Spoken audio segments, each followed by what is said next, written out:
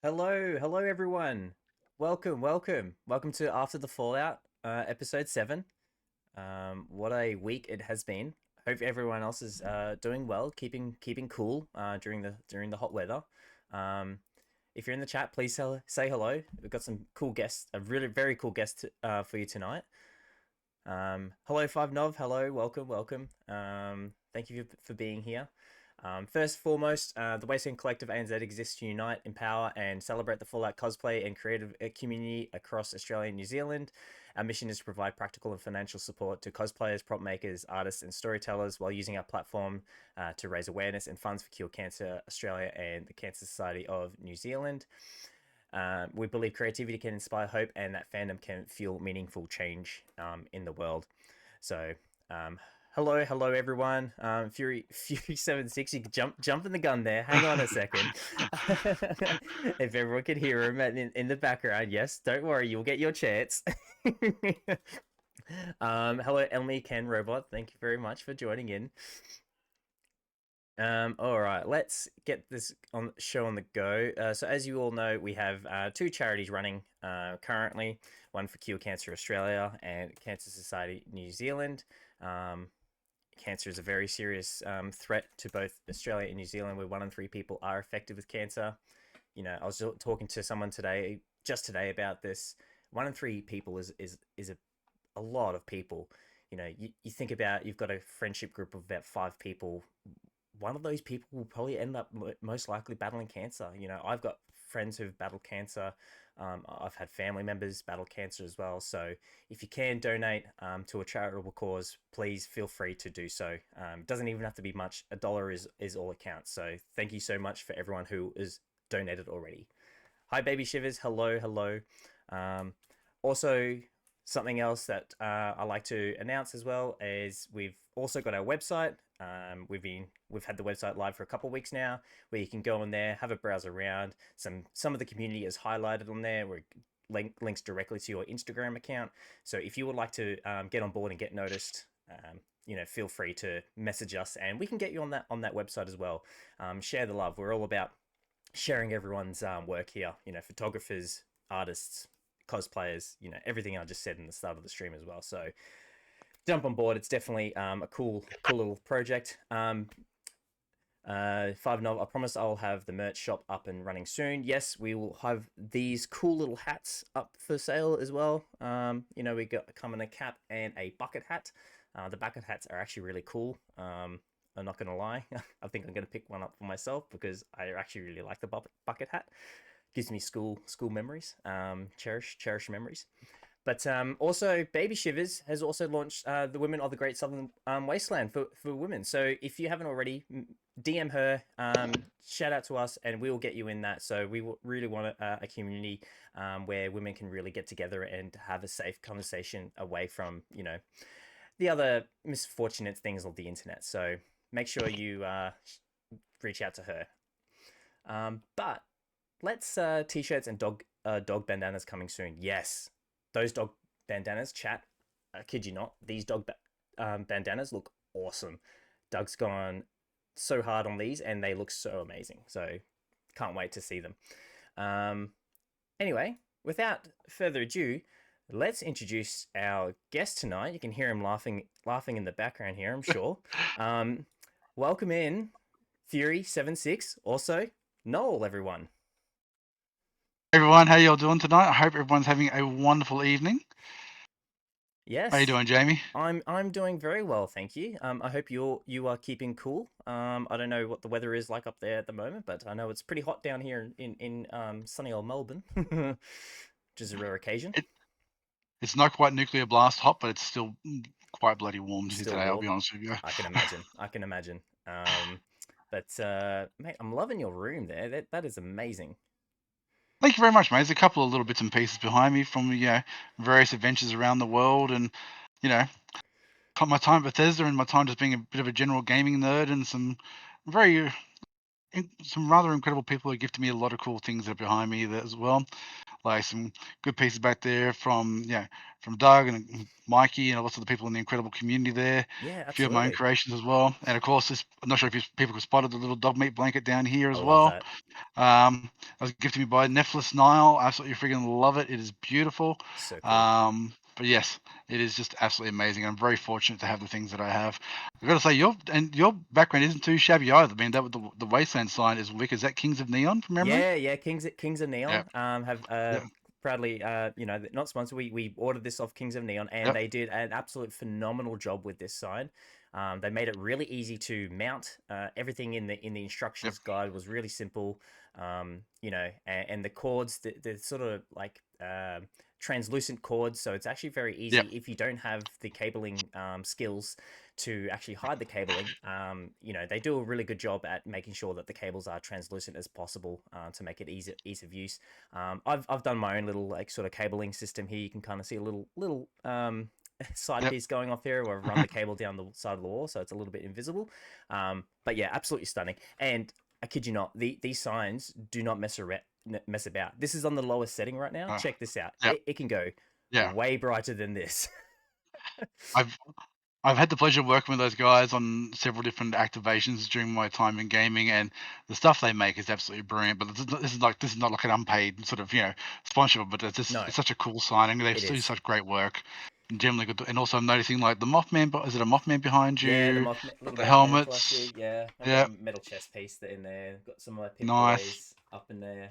Um, Very very cool. my the 2018 Nuka Cola bottles. Oh, well, actually, I will say I've got one thing back here that might be of interest in, and OG. Just realized how far back on my camera then. An OG Jones soda, Hey, look at but that. this one Nice. actually lights up a little bit as well. That's cool. I love that.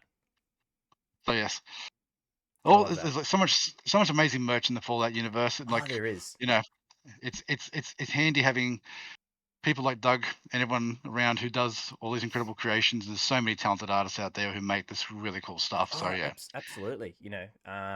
We've got some amazing, prop makers and things like that out there as well, and people we've oh yeah, never even heard of. I mm, love how the TV show has really brought people out of the woodworks and have really started to shine. It's yeah. really cool to see, and I love it. I love talking Fallout to more people, and this show has just brought on more fans and everything like that. So Like I'm all and for it. same. I mean, I look at stuff like the every year PAX the Fallout catch up, which we all go to, the cosplay catch up, and like seeing the incredible creations that people bring to that and make for that, and it's like the scale of people who are just super passionate and getting into it and don't have a lot of skill, and they come down, they talk to people like yourself and like Doug and like Mikey and like everyone else to get ideas and inspired of how to better their cosplays. Yeah.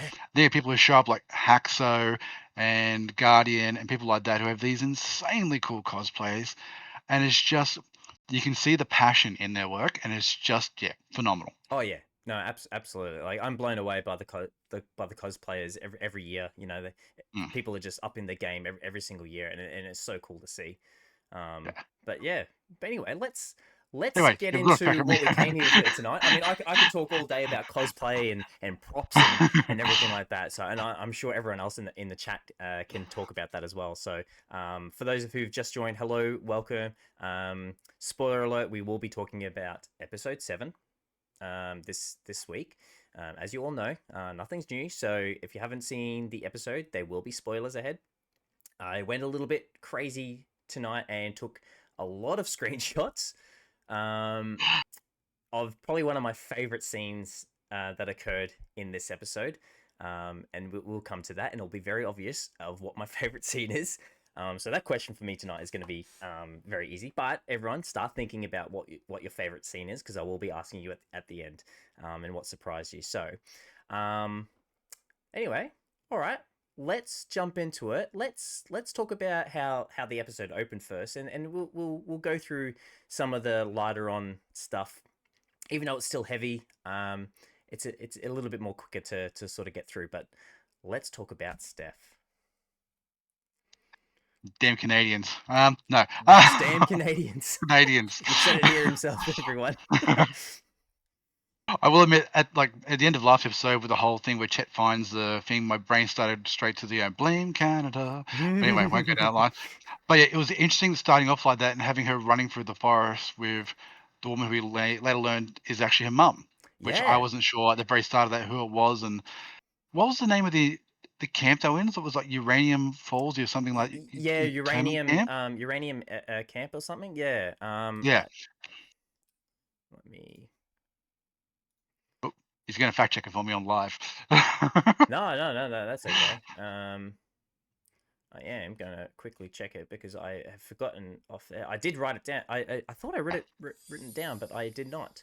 Oh, Dual doesn't matter. Shock But anyways, Nation AU, thank you for the follow. I really appreciate that. Thank you so much. Welcome to the chat. Um, we're here about talking about episode 7 of the Fallout TV show season 2. So, spoiler warning if you haven't seen it already. But thank you very much for jumping in. Let me have a quick look at the name of this camp here, if I can find it. If it's going to be nice to me.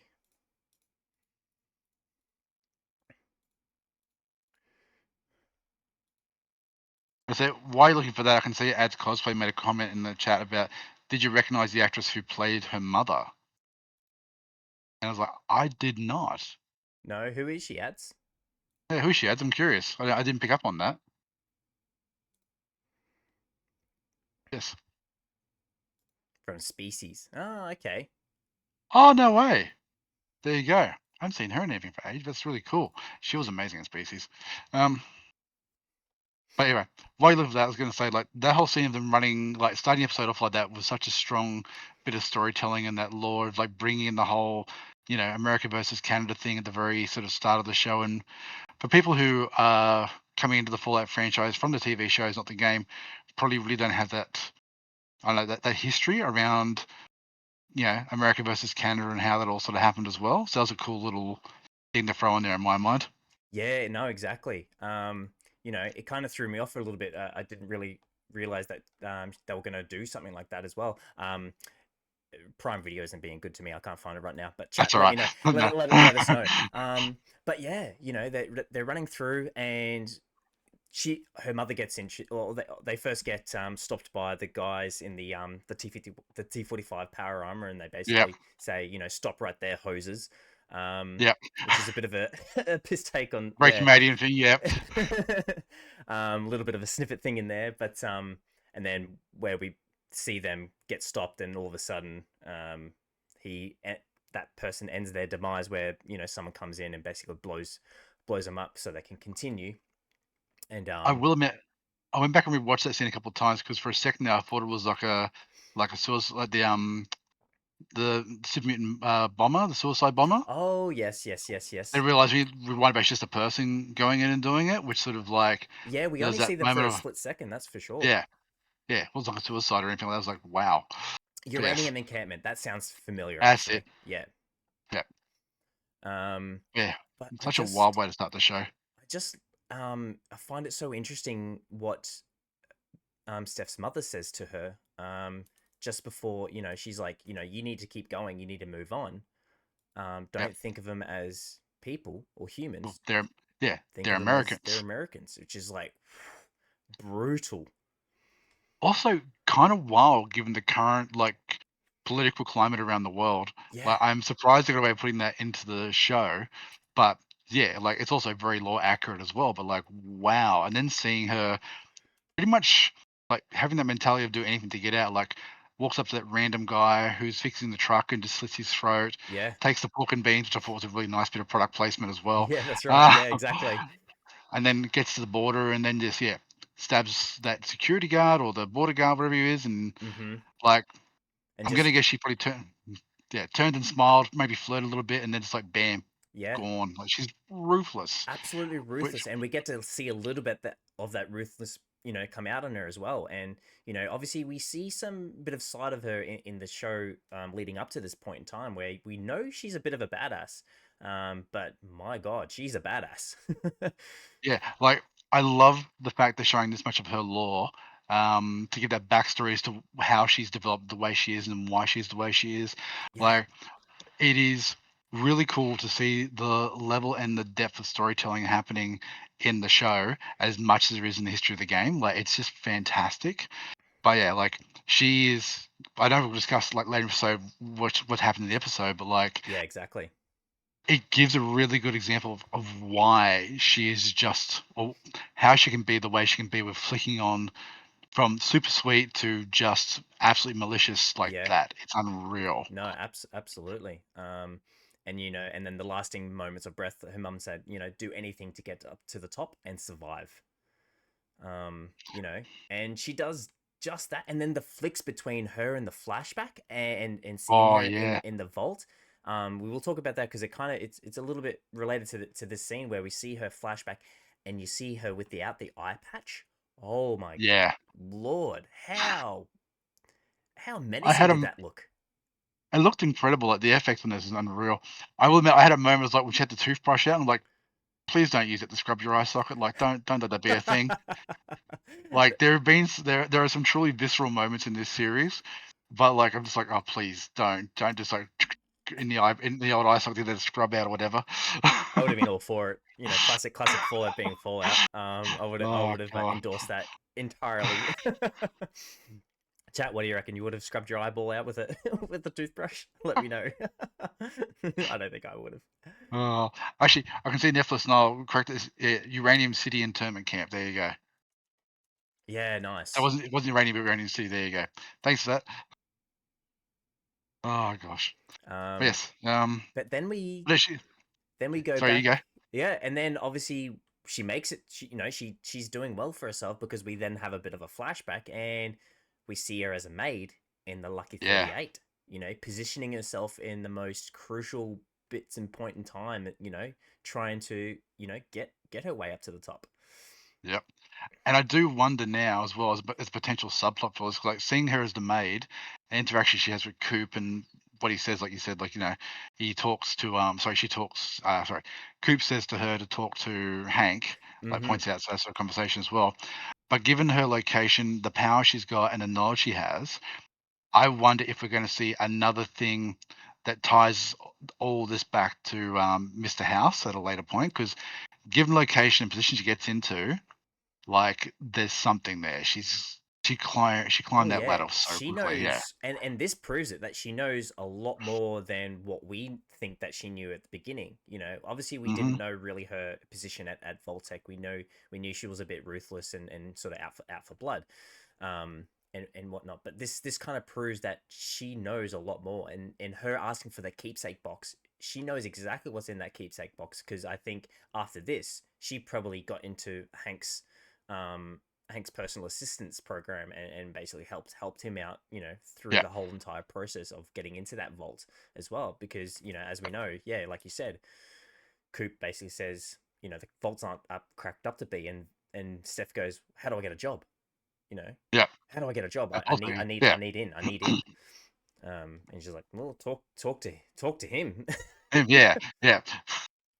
And I um, will say there's some interesting character progression on Hank as well, because you look at these episodes where he's this real sort of suck up, toady little dude, and now he's in this position of absolute power. oh yeah, And it's like that's a big character change. And I wonder if this whole thing with him losing, well, I shouldn't say losing, but having the chip removed from him, like how has that caused this change? Or how has he gone from this whimpering little sycophant to this sort of really, I don't know how to describe his character, but like just this real, I won't say evil, but really driven, focused individual. So yeah, yeah, no, absolutely. Well, we saw in last season, and we touched on this as well. Him getting very excited when Mister the fake Mister House, Bobby Apartment, as we all know him now, and it's official. It's even Fallout on Prime has recognized that. So Bobby Apartment last season, revealed the mind chip, the automated man device,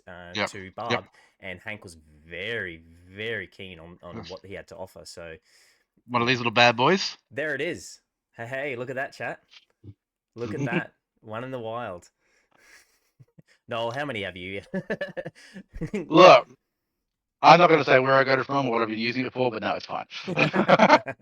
Nephilis now, because I think we forget that Canada was annexed, so there will be a little resentful of that, and definitely a counter to American anything. We often see the Chinese as the classic antagonist, but we forget that Canada was one too. Yeah, exactly, that's right.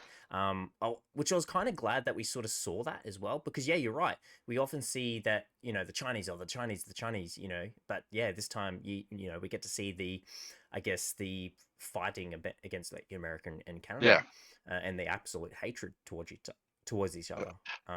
Five Nov, she has Oh, an agenda to get close to Voltec. I feel she oh was yeah. part of a resistance group in Canada. Yeah, no, exactly. Oh, 100%. Also, can I just say on a very quick side note, the fact that this is a video game with such rich lore, yet everyone could talk about it almost like it's actual history. Oh, Like, how is that? I love the level of passion. It's friggin' fantastic. oh, absolutely. And the fact that this TV show just keeps adding more and more to the lore as well, I absolutely love. Mm. We're getting Oh, that backstory which we kind of never really had. We read in the games, we read these terminals and all that sort of stuff, and we get the lore that's like given to us through these terminals, but we never actually get to see it. What it was truly, what it would have been like, and things like that. So I love this TV show. It's giving us all this flashback and all this knowledge into the build up of these. They're just slot straight into the Fallout universe, and I love that the showrunners have taken into account all this as well. So you're absolutely right. oh, unreal. Um, I will say, while we're talking about like Steph in New Vegas and how that scene, what that scene led to next, is seeing Coop walk into the Atomic Wrangler was so goddamn cool. It was That's such very an cool. iconic location. It was so Like, cool. and like I Bustling remember with actually, people. oh, it was just amazing because obviously was it episode 5? I think it was episode 5 where or maybe last, no, it was episode 5 where Coop goes into like the current version of it, sort of thing, and it's not Yeah. change that much. So it's that sort of echoing of the past, sort of going back to that sort of scene. It was so bloody cool. And the Congresswoman having that meeting in here with her as well. Yeah. That meeting, oh my god, when she turns to Coop and basically says, what would you do with well, Coop goes to him, what would you do to with infinite amount of power? And she's Yep. basically like, oh, give it to the public, and Coop's like, oh, you're a good person. Yep. Um, I want to give it to you, and she's like, oh, I'm probably not the right person to give it to. Um, and but I love the look that she gives Hank. Oh, sorry, Coop. Oh my god, Yep. the characters are now starting to just mush I know it's a into lot. one It's now. so Um, much. and she basically says to him, he goes, do you know much about the company that you are advertising to? And Coop basically says, well, I know a lot damn more now than I did when I first signed that damn Signed. contract. And then Hmm. she's like, do you know what they're doing? And Coop basically says, Voltec are delivering the most powerful tech in the world to the most powerful man in the world. And Welch seems very shaken by that. She kind of is like, she knew something was happening, but she didn't know that's what it That. was. Yeah. And she's like, There- oh shit. There's definitely that. Yeah, definitely that oh shit moment and a level of awareness of like, I'm not sure if it's like completely caught off guard or more concerned that House is that far along or it's perceived in that way. But either way, it's definitely a oh hell moment sort of thing. Yeah. And then she's like, I'm going to set you up with a meeting with the president. It's like, what congresswoman has enough connections that, she can set up a meeting with the president? Yep. And which is very interesting as well, because this is the first time that we get to see the placement of the president pre the bombs dropping, because obviously we have no idea where the actual president was in the current timeline when the Yeah. bombs did actually drop, because he's completely AWOL. Now in 76 we get some bit of a lore of him potentially going to a cabin in 76, but he doesn't end up being there, and he sends a family there instead and was like, I'm going to meet you there, but he's not there. So this is very interesting that they show him in New Vegas at this particular time, and we see Coop reluctantly kind of hand him, well, not reluctantly, but give him the Yeah. cold fusion. It's like, oh yeah, the president. I can trust the president, right? Here we go. And I do not trust him one bit. Yeah. Like Nepal's Niles in the chat, we're watching it together the other night. She had a thing which made a comment that like, is this where the institute sort of kicks in from? Oh So yeah, wonderful to see anything from them in the future, because given it's the president and how that could lead in that storyline as well. Yeah, Like exactly. it's there's so much speculation, which is amazing, but also so frustrating at the same time watching these game shows. Yeah, no, absolutely. And Five Knob makes a great call out. Yeah, Clancy Brown, another ex Fallout voice actor as well. Yeah, it's so Yeah, good that we get to see these voice actors on the real screen and in a real life TV adaptation. It's so cool to see. I will admit one thing I was hoping to see is if they were going to somehow bring in Linda Carter as like Oh yeah, yeah, as like something like that, or maybe like some some little like I love all these little voice actor things they're doing, but I would love to have seen I can't remember the gentleman's name, the guy who was a voice actor for Paladin Dance. oh Um, what's his I can't name? remember his name. Yeah, but we know what I'm talking about. But like having him as I was hoping to see one of him as one of the background actors in Brotherhood of Steel or something like that, or and he may have been. I may just haven't noticed it yet, but like you know the guy I'm talking about. But Peter having I Jessup. love the fact yes they're doing those little cool little like not that it's like that extra level of Easter egg for like the old for like the I suppose longer term fans, but even the end credits have got some cool stuff in those as well. But Oh like yeah. anyway, talk about it later. I love the animated looks of the dance though. No, absolutely. No, 100% right. That's yeah, it's so cool that they're bringing in everyone like this as well. So, but yeah, Mm. so um, what have we got? Cubcos Wild Theory: The super mutant from Episode 6 is the president. Oh, okay. Um, interesting. That interesting. Was it very good? Could be. Who knows? The prop circle. The fact that he was there makes me think that Vault that was Hank in is a government presidential facility more than Vault Tech pre Enclave maybe. Oh yeah, yeah, I could see that. I could see that being a thing. Um, I hope we see the Enclave oil rig base in season 3. Yeah, no, absolutely. I want to see more of Enclave because I'm really keen to see what they do with the Enclave. Hmm. That theory is I based on vibes only. Yeah, no, that's fine. I feel you. I nothing wrong feel with you. Nothing wrong with nothing wrong with that. Yeah. theory. This is what we're all about here. Share your theories. Even if it's wild, even if it's definitely not true. I'm not saying that yours not true, but At the moment, this is like X Files for Fallout. It's a Fallout Files. You know, it's a whole thing of like could it be? Could it not be? Is it theory? I mean, we all enjoy a game and a show full of cryptids, so anything's possible. yeah, no, absolutely. I love that. The Fallout Files. I love that. Doug, get onto that Fallout Files. I'm going to claim that one.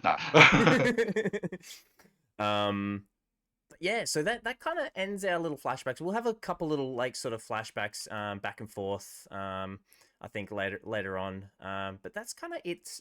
We see the flashbacks Yeah, for that. That's kind of significance. I mean, everything in the show is yeah, significant, but I'm yeah. not saying that anything else is more significant than the other. But that's kind of thing. And then so let's move on to Vault 33 and 31.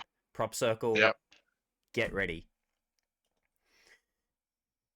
Okay, so we see Chet and Steph having a lovely little breakfast. Oh, Hold the my glasses hold theme. my beer. My boy, it is Chet. It is Chet, everyone. Uh, Let's bring in the Chet love. I was Prop gonna say circle. I'm waiting to see like listen to a few of these. I'm waiting to see a thing pop up. It's like chat, like a little Discord thing or something like that. So every time chat gets mentioned, there's like a little chat like emoji or something that goes into the chat or something. I will Like, create in our Discord a chat. I will absolutely do that right after the stream. I am going to make that a thing. uh, The Chet also I'd love chat. this. I'd love to see my boy. Just like MABOI, my boy. Yeah, that's right. Um, Oh, I love but yeah, it. Can you please see Prop Circle's latest comment? oh, something pops up, I assure you. Oh boy, my boy. Oh god. But here we are. We have chat. Yeah, They're having it. that glasses. Sorry. Yeah. And then I remember seeing that, and nothing can ever come good when you put your hand in a disposal, trash compact. Yeah. It's like, don't do that. Like, never do that. Chat, don't do I that. was I was looking at that like is he about to like try and like maim himself to get away from Steph? Like what the hell's going on here? Like Yeah. I wasn't expecting to pull out the glasses, then when he does that, And I get the moment, the frustration where he just like smashes him and breaks him and push him back down there. Not the smartest move on his part, admittedly, but No. it's just like I get that level of frustration he's probably feeling of not being able to escape or not having the truth or whatever. But such a wild moment, and seeing him being so passive to her being so aggressive as well, Yeah. or maybe it's that sort of, it's a bit of a like, it's good to see a bit of role reversal where like she's very take charge. I mean, it's good she's the leader of the vault, she's the overseer. He's paying the stay-at-home husband, which is nothing wrong with those roles. But yeah, he's definitely terrified. I feel Oh until yeah, he's no, no, absolutely. And the fact that he goes, "Where's Woody? Have you seen Woody lately?" yeah, And she's like, "He's off doing a yeah, promotional at Vault 31, which is obviously their yeah. protocol of what they do when someone goes missing. They just say, "Yeah, he's on Vault 31," and no one can really bat an eyelid or check Confirm up that. on Yeah, that because they're like, "Oh, mm. okay, well, shit." um, Yeah. and Like then, she's sorry. oh no, no, no, you go, you go, go. I was gonna say, and the way she like pushes it as gaslighting a bit as well by going, I swear, no one reads my messages or whatever she Yeah, phrases as beforehand is like putting it back as, oh, okay, yeah, maybe I did miss that thing. And then it's like the glass is like, yeah, no, I didn't miss that. He's gone down the drain. oh yeah, oh yeah, absolutely. And then yeah, smashes him up, puts him back in the thing because it's like I guess at the same time I expected him to sort of pocket him or anything like that. Although where would you pocket him in those little in those vault Well, suits? There ain't I no thought maybe pockets. just tuck him down top or something, or yeah, like Yeah, or something. But I was surprised that he crumbles them all up and shoves them back down and was like, all right, stuff this. Something's definitely happened. But also, come on, Steph, you can do better than that. yeah, like Why? I guess he didn't expect Chet to be baby shivers. Do not clip this. As silly as he was, putting his hand down a disposal, and oh fetching whatever was down there. Pop circle. That scene bugged me. From a logical POV, you can hide a body, but you can keep his glasses and have to hide them unless she waste dispose of the body. But that doesn't seem unlikely. He's not a small yeah. lad. Yeah, true. Well, I also I did have a moment of logic. It's like, why put the glasses down there? Where's his vault suit? Where's his Pit Boy? Where are the boots? Stuff like that, like stuff you can't put down the drain. So why not put that all together somewhere else? But obviously, as a plot point, it makes sense because puts like it further seeds the seeds of doubt, sort of thing, um, and gives him a reason to question her, and then sort of push back like he does later in the episode during the actual wedding. Which Yeah. the wedding itself, wow.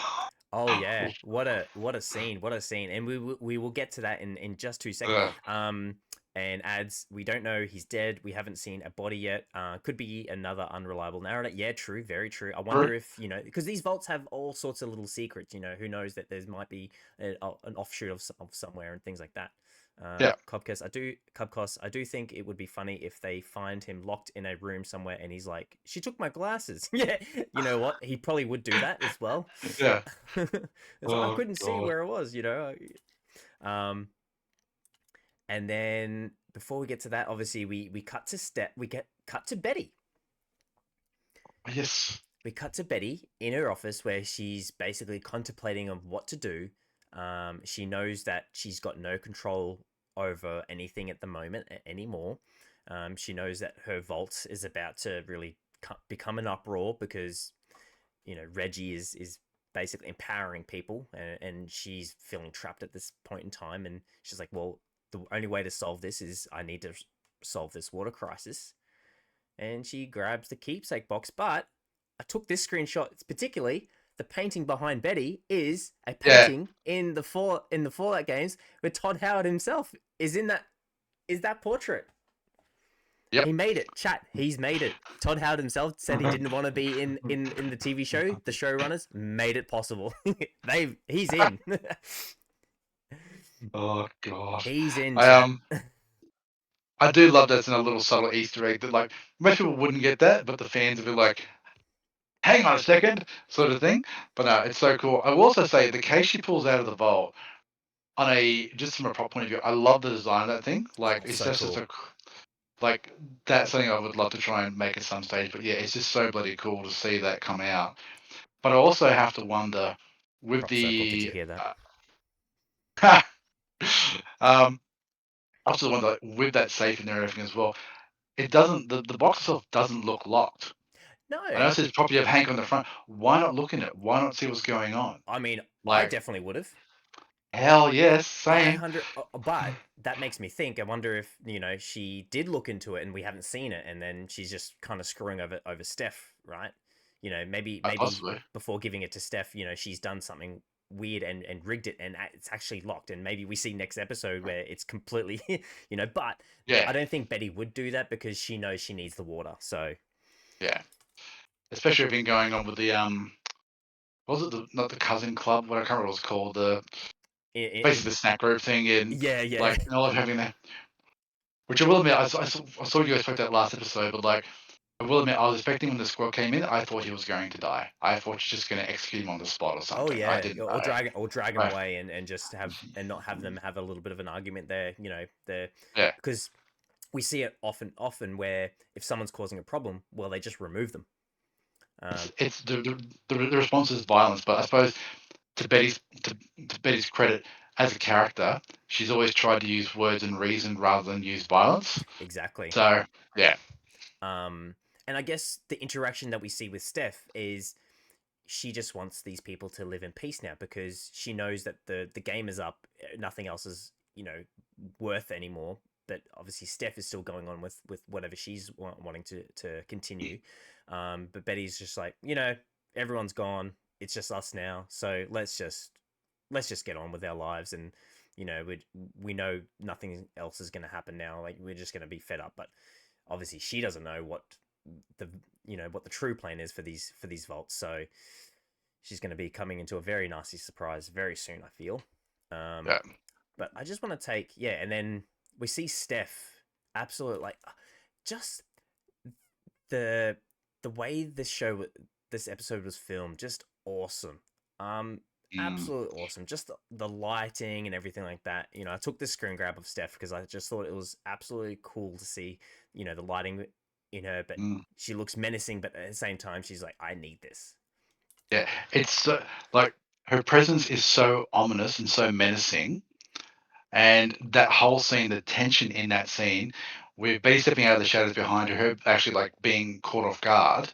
Because as a character, she is quite a strong, quite a I shouldn't say like, well, she's vicious as a character, Mm, but nothing seems to catch her off guard. Like she always seems hyper aware, and yeah, her beast about the shadows and catch her off guard for that split moment obviously means whatever's in that box is super high value or of real interest or needs to her to complete whatever goal she's got going on. yeah, So I do wonder if it's actually potentially like prototypes of these or something like that, or yeah. Well, it who makes me knows. think what's actually in it because Mm, it's got to be nothing good. And being Hank's keepsake box, I guess we might learn a little bit of a more of a flashback next week when we see because obviously we see Steph cut Hank away. So I'm yeah. assuming we might see that sort of interaction, or we might just see Steph opening up the keepsake box in general and being it all being revealed. But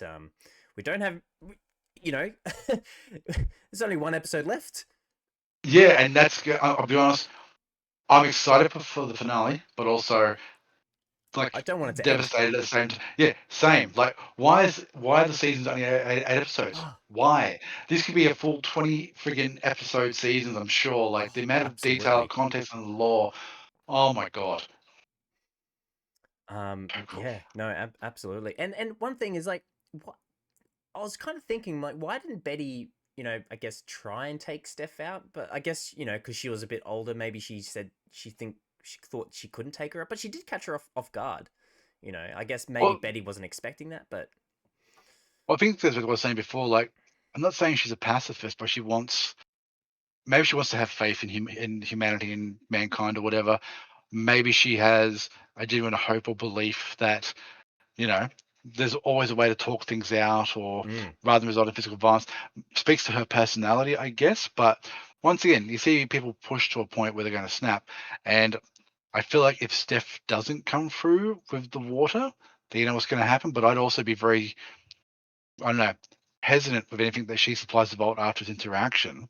Because who knows if it's going to come through poisoned or just be water, or God, I wouldn't trust her as far as I could kick her, Yeah, sort of no. thing, based on everything that's happened so far as a character. But yeah, who knows? Yeah, no, absolutely. And I love Betty basically trying her best to be as menacing as possible, saying, we agreed on this.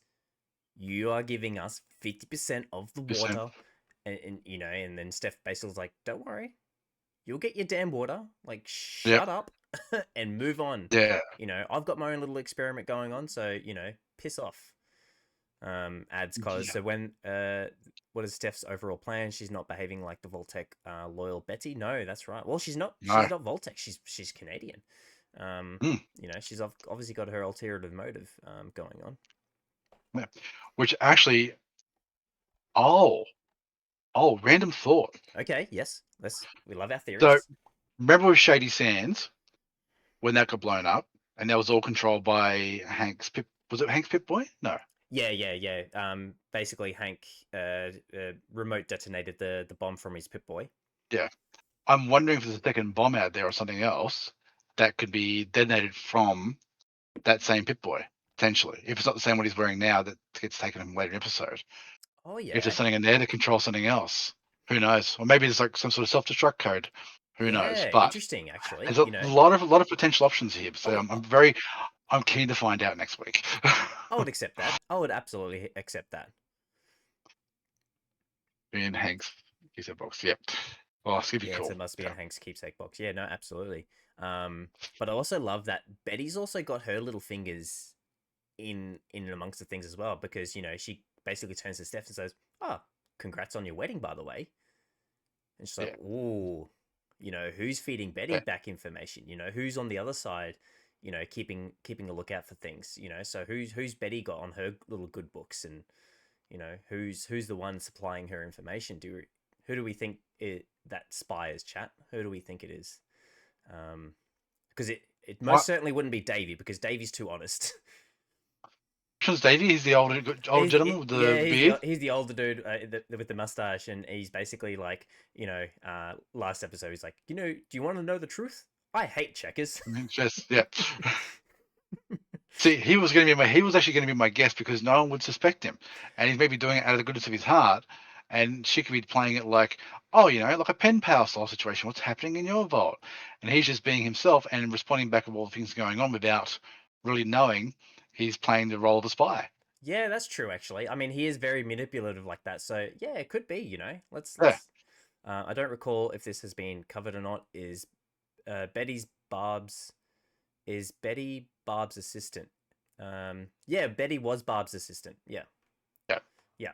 We see her in some flashbacks, a younger, very yes, much a younger self, because we've got to remember that Betty at this time, at this point in stage, has been in the vaults for about 40 years now. yeah, So she's aged. Um, so that's kind of like the last we see of those interactions, which brings us to the wedding. yes. The Which I do love the wedding. fact that even the eye patch was coordinated to the dress. Oh, absolutely. That was unreal. I love how people on the internet is like, where did she get the cloth for that? They wouldn't have been able to plan for this, but hey, look, this is just Fallout magic. It just works. All right. Well, also don't forget that in season 1, we first get introduced to I've gone blank. Oh my god, her name, main character, Lucy. ah, Lucy. Yes, we're seeing her get ready for a wedding. I went blank just then. Oh my god. You put me on the spot then. I was like, who are you talking about? It's not like she's a pivotal character or anything. No, Jesus. not at all. Um, Nah, she's just a side uh, character. yeah, Not a but the central fact, NPC. yeah, nah. Disposable, yeah. But like, we see her in a wedding dress. So my guess would be in a situation like that, they would have a range of dresses in the vault, Yeah. keep the perpetual cycle going that are like, be tailored sizes, ranges, whatever. So yeah, I reckon it'd be one of those pre-vault tech prepping to, keep the circuit, keep the population growing and replenishing sort of deal. Yeah, no, So absolutely. yeah, And what a lovely dress. That is a very lovely dress. It's actually very similar to what my wife wore on oh, her wedding day. Actually, very very similar, like that sort of, yeah. Um, Prop circle, my boy's redemption arc. I told you, yes. So look at More her. chit chat. Look at her. This is the happiest I've seen Steph Yeah. all season. I should say, yeah, definitely all season. Maybe not in season one when she got to become overseer. She was quite stoked then. Which, oh my god, I just realized something from episode one. Oh Sorry, from yes. series one. Yeah. So when Steph gets stabbed in the eye and just basically starts machine gunning people down, that's our first real look at the brutality she can display. True. And she was heavily pregnant at the time as well. Exactly right. She is a She's a soldier. uh, like she's definitely the FAFO, F around, find out sort of character.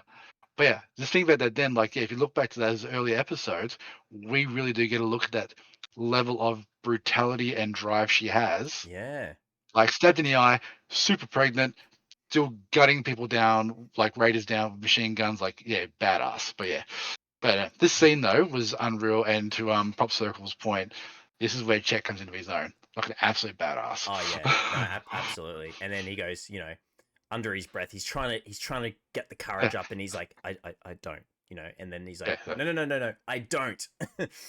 And then things turn a little bit. He goes, I found Woody's glasses, and everyone's like, oh crap. And Steph basically goes, or Davey goes, okay, that's a huge accusation. Where's the proof? Where are these glasses now? And then Chet goes, I oh. put him back. And the look on Steph's face is like, you That, idiot. just like that tiny little smirk, but before Yeah. that, even at that part where he's just like, "Oh, it's just jitters. Let's keep going forward." And he's like, "No," but like, Yeah. it's just wild. Like seeing him still trying to like keep everybody happy and keep everything rolling is like, mate, you are far too kind for this for this world in particular. Oh, absolutely, absolutely. And you could see it. The courage he was trying to hype himself up for this massive speech, and he probably practiced this speech in his head like multiple times, and Oh, even then he probably changed it, sort of 100%. last minute as well. Um, but we see him then addressing Yes. everyone, and then he basically then goes, "Well, I've got no evidence of the glasses. However, what I Yeah. do have is her damn ID. Yeah. She's a goddamn Canadian. That sort of She's thing. It's 200 like, years old and she's a yeah, Canadian." Uproar. Absolute yeah. uproar. Man, how would you Also, feel like, if you were in Steph's shoes right now? Holy crap. well, the second she gets outed, you can see that look of a blend of panic, anger, and frustration on her face. Yeah. Like she's gone from like essentially having nothing and no one after losing her mum to being an overseer of a vault, and now suddenly in space of 30 seconds, the guy who was super passive and she could control has just gone and thrown her and all her plans just under the bus. And so yeah, obviously we see her escape back to the overseer's office and everything like that. And she's like takes off, Yeah. and the crowd's chasing after him like that. But there's Open just up. Open up. yeah, open up. Open up. Quote of the show. Open up. Open up. Open up. They Baby just went. shippers, for love of God. I will say, baby shippers, please clip that. just, just open up. But like, yeah, it is like one of those things where it's just. I wonder how desperate she's going to be doing what she's going to do next now, Yeah. and I think it's all going to pivot back to what was ever in Hank's keepsake box. Oh, 100%. It's going to lead to something bad or something really messed up happening I next. I guess, reckon. yeah, and I guess now that that's has hit the fan, and everyone now in the vault knows that she's Canadian, which is going to cause absolute uproar between them. That makes me think that she probably had a slow plan to carry out on her own, but I guess now that the cat's out of the bag, she is going to fast track whatever Yeah. she did have planned. So it's very interesting to see, and I hope we do get to see next episode. I bloody hope we get to see what happens next episode, because God almighty God, we've only got one episode left. What are you gonna do to us? We need a third I season will. stat. I will admit, like for a plot twist angle, I was waiting to when he's going, and she's Canadian and holds the card out. If suddenly everyone was going to start saying that, so going, So am I. So am I. Like the whole, like, Oh yeah. that sort of moment of solidarity where we find out it's actually a full vault infiltrated by Canadians, and suddenly it goes from her panicking to her being, yes, these are my people, sort of thing. I'm not alone. Oh yeah, that And would have then been interesting. Chet's on the outside. I'm sorry, Prop Circle. I know he's your boy, but just suddenly, like, Chet was like, has gone from, his redemption arc and hero moment to being absolutely screwed or something like that. But yeah, obviously they didn't go in that line, but would have been interesting No. to see if they had have. There's a Yeah, moment where I like was like, which way it's going to go? I'm smiling because I can just think of Baby Shiver's thoughts right now. And it's saying, yes, totally agreeing with you right now. Is Baby Shiver's not a fan of Chet? No. Oh God, it's me fights in the chat. Yeah. Prop circle. Villain arc inbound. Yeah, that's right. Exactly. Um, Oh God.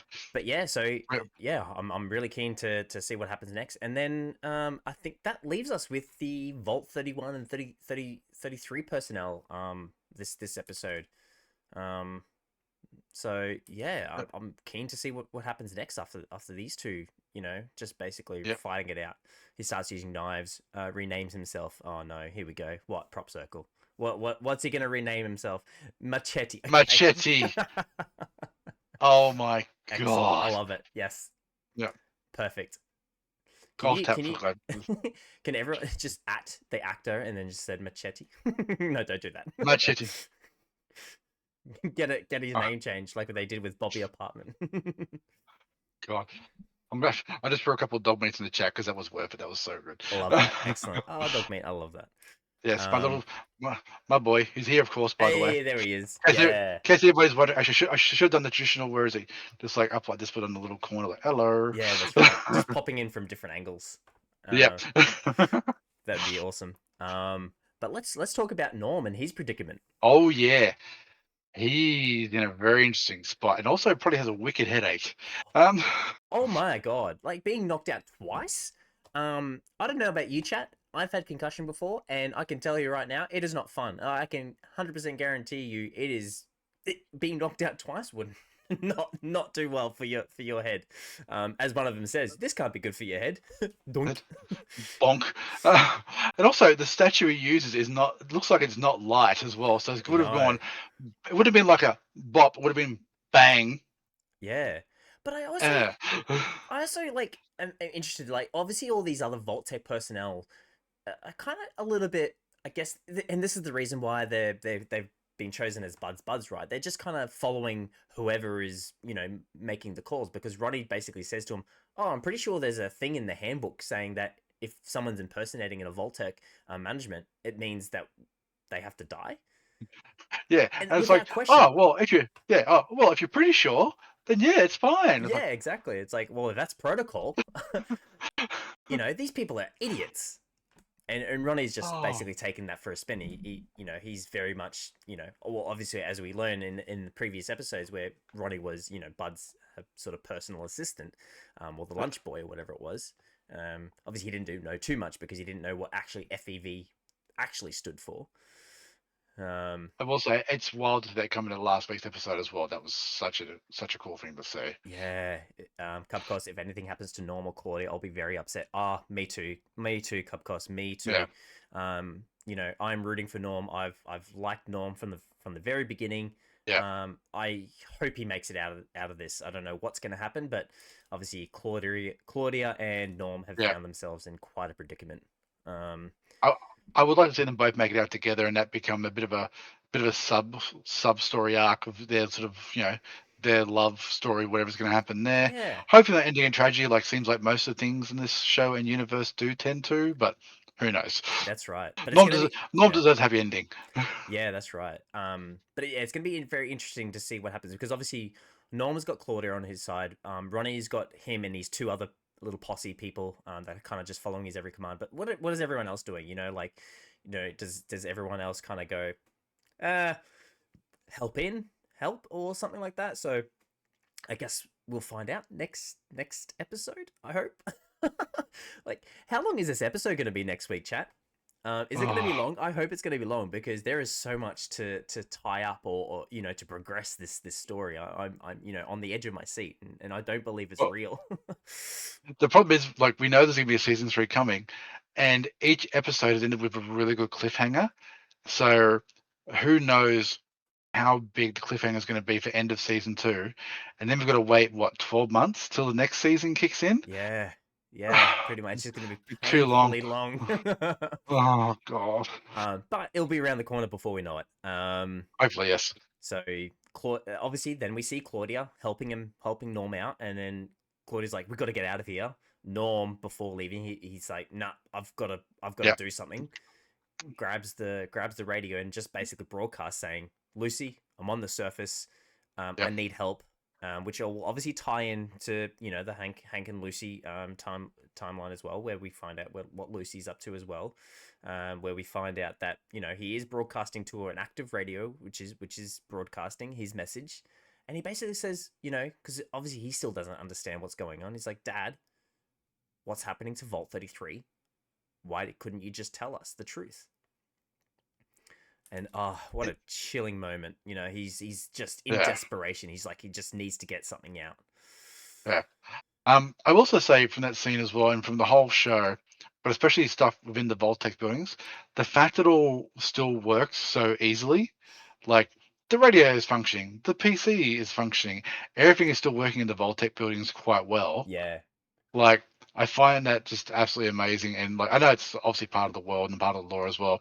But the fact that all in the office buildings like, oh yep, PC is working, oh yeah, the radio's working, all good and fine. But it's But yes, always I always find it funny, right? Like, and it's not like a piss take or anything like that on the games or anything like that. But I always find it funny. It's like the exact terminal that you need is the one that's actually up and running. It's exactly. always the way. Oh god. But because obviously you mentioned him talking about his dad as well, Mm, like he it's doesn't know. interesting. Yeah. Yeah, he has no idea because he went into Vault 31. Wait, what? Wait, Yeah, so he escaped. 31. He escaped into Vault 31 and basically started all this chain reaction. Yeah, yeah. Where everything went wrong. Which I kind of figured that he was going to kind of end up in this position where the others would find out that he was an imposter. Yep. But I didn't think he's gonna be this trapped, because he is very much trapped. Like, there is no way. I don't know how he's gonna get out of this. I don't know Yeah. what's gonna happen.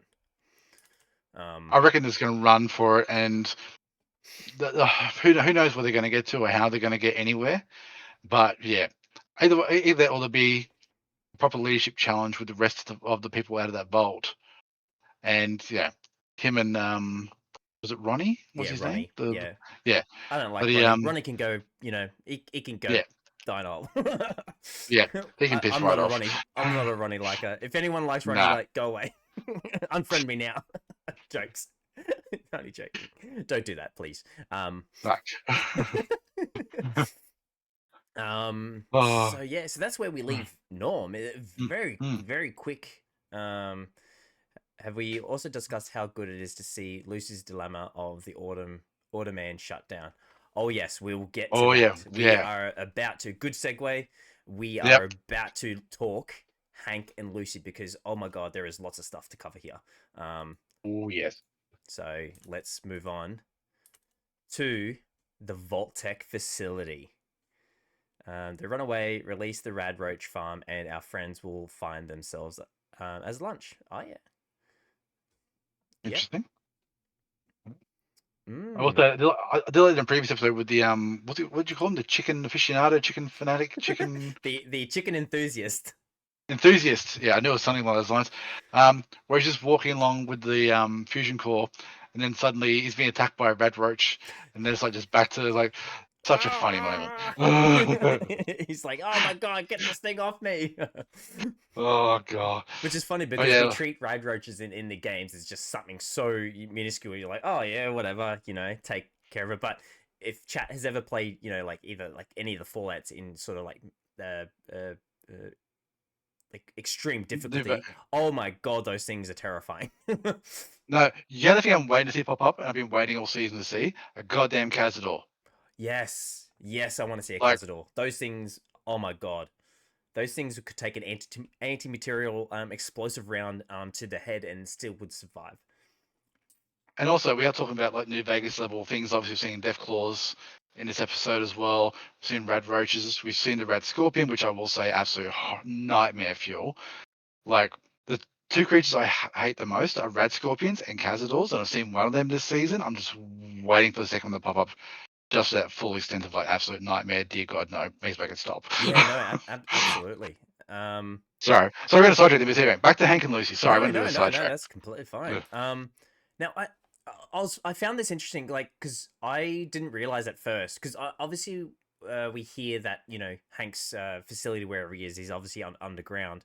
Obviously, at first, from when we first saw Hank rock up to this facility, it looked like it was on the pardon me, on the surface, but obviously no, it is. You can actually clearly see it's actually underground now, and it's obviously underneath a strip, right? Yeah, Because Hank has got no way of traveling to all these locations so fast to acquire all these damn people, you know because there's people all over the place. You've got the legions, you've got the Khans in there. You've got all the you got the NCR dude who was up on the hill, where yep. Lucy met. You got all Just these people, so he's got to be underground somewhere, and he's obviously got access to, you know, I guess a system where he's popping up through sewage holes or something. yeah, like there's gonna be some sort of network going out either into the wasteland or under New Vegas or something because he's pulling in wasteland. Like I said, he's pulling the NCR, pulling in the Legion. All these people, he's bringing them in. But I'm also very curious about how he's getting them in there because obviously we see like last episode with the Legion and the NCR They just that wheel him they in. reel them in and they were just like absolutely ready to kill each other Mm-hmm. until he forces Lucy to hit the button, which is quite clever on his part, but still. Yeah, Um, very manipulative. oh yeah, oh my god, yes.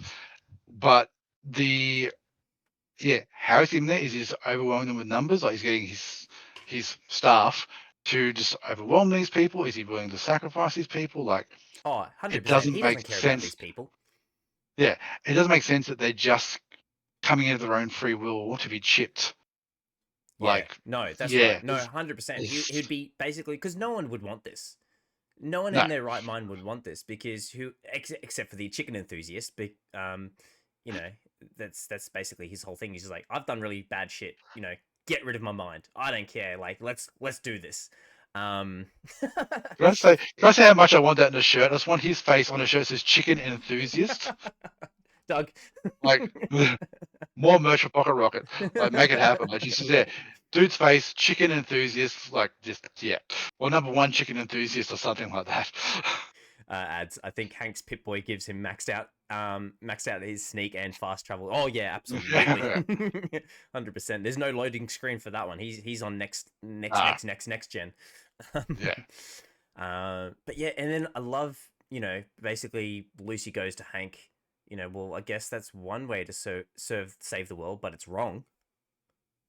And Here's the then thing. goes on to Hank. He says, what does it do to their minds? Like, what is it actually doing? It's a very interesting like moral look at salvation. Like you got Lucy obviously wants free will, everyone just get along, people can work stuff out. Hank who's wants everyone to get along, but doesn't believe it will come through free will. No, that's right. So it's that sort of thing. Like, and he has this. I won't say he sees himself as God, but sees himself as somebody who knows better. But old mate's definitely rocking a God complex. Oh Like, yeah. there's absolutely something there. But the fact he's so nonchalant too about the things that Lucy's never experienced No. is Yeah. like, we'll take the golf cart. What's a golf What's a cart? golf cart? Yeah, and just doing that sort of stuff as well. But also talking about the dial. The dial's an interesting thing. Yeah. The little Talking dial about dial here. of amnesia. Like, yeah, talking about where he dials up the amnesia. I saw it on the screens before. Like, if he sets it to zero, wouldn't that then would that then mean people restore, or they just their brains just like blue screen of death? Well, that's it, right? And I was half expecting it, and we'll get onto it a little bit later on as well. Like, it's one of those things where yeah, I guess classic movie trope where Lucy tries to start reminding of these people who are have their mind wiped, and trying to remind him of of an interaction that he had or who he was prior to the mind control. But obviously Hank kind of was like, okay, that's enough, see you later. um Yep. but yeah, and just the menacing thing that he just says it nonchalant to Lucy. He goes, oh, the device tidies things up a little bit, cleans the memory Yep. of the horrors that they experience, and the dial controls how much amnesia they have, and the mainframe plants new ideas into their heads, turning them into good people, which is interesting because we now know, like, there's a massive drop at the end of this where we learn what the mainframe Mhm. actually is, and by Ooh. oh my god. So there's so much to unpack there, which is very interesting. But Oh yeah. let's not get to that. We're jumping the gun Yeah. there.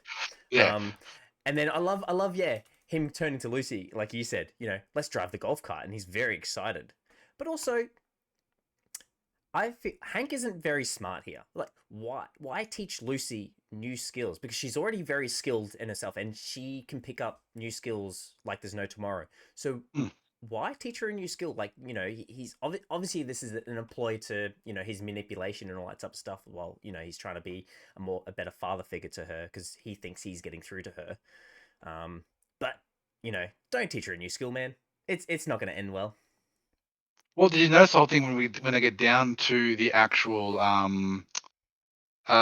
like the mainframe sort of thing? Mm, When I get down there, he's like, well, I'm going to need to destroy this. And he's like, all right, cool. What do you need? yeah. He's like enabling her. He's like, I need potassium, water. And I'm like, oh, sorry, sodium and water. I was like, and what if you don't have sodium? Trying to trigger that education he's given her in the past Mm, about doing sort of stuff. And in my mind too, I think that the golf cart in his mind is a cry back to normalcy.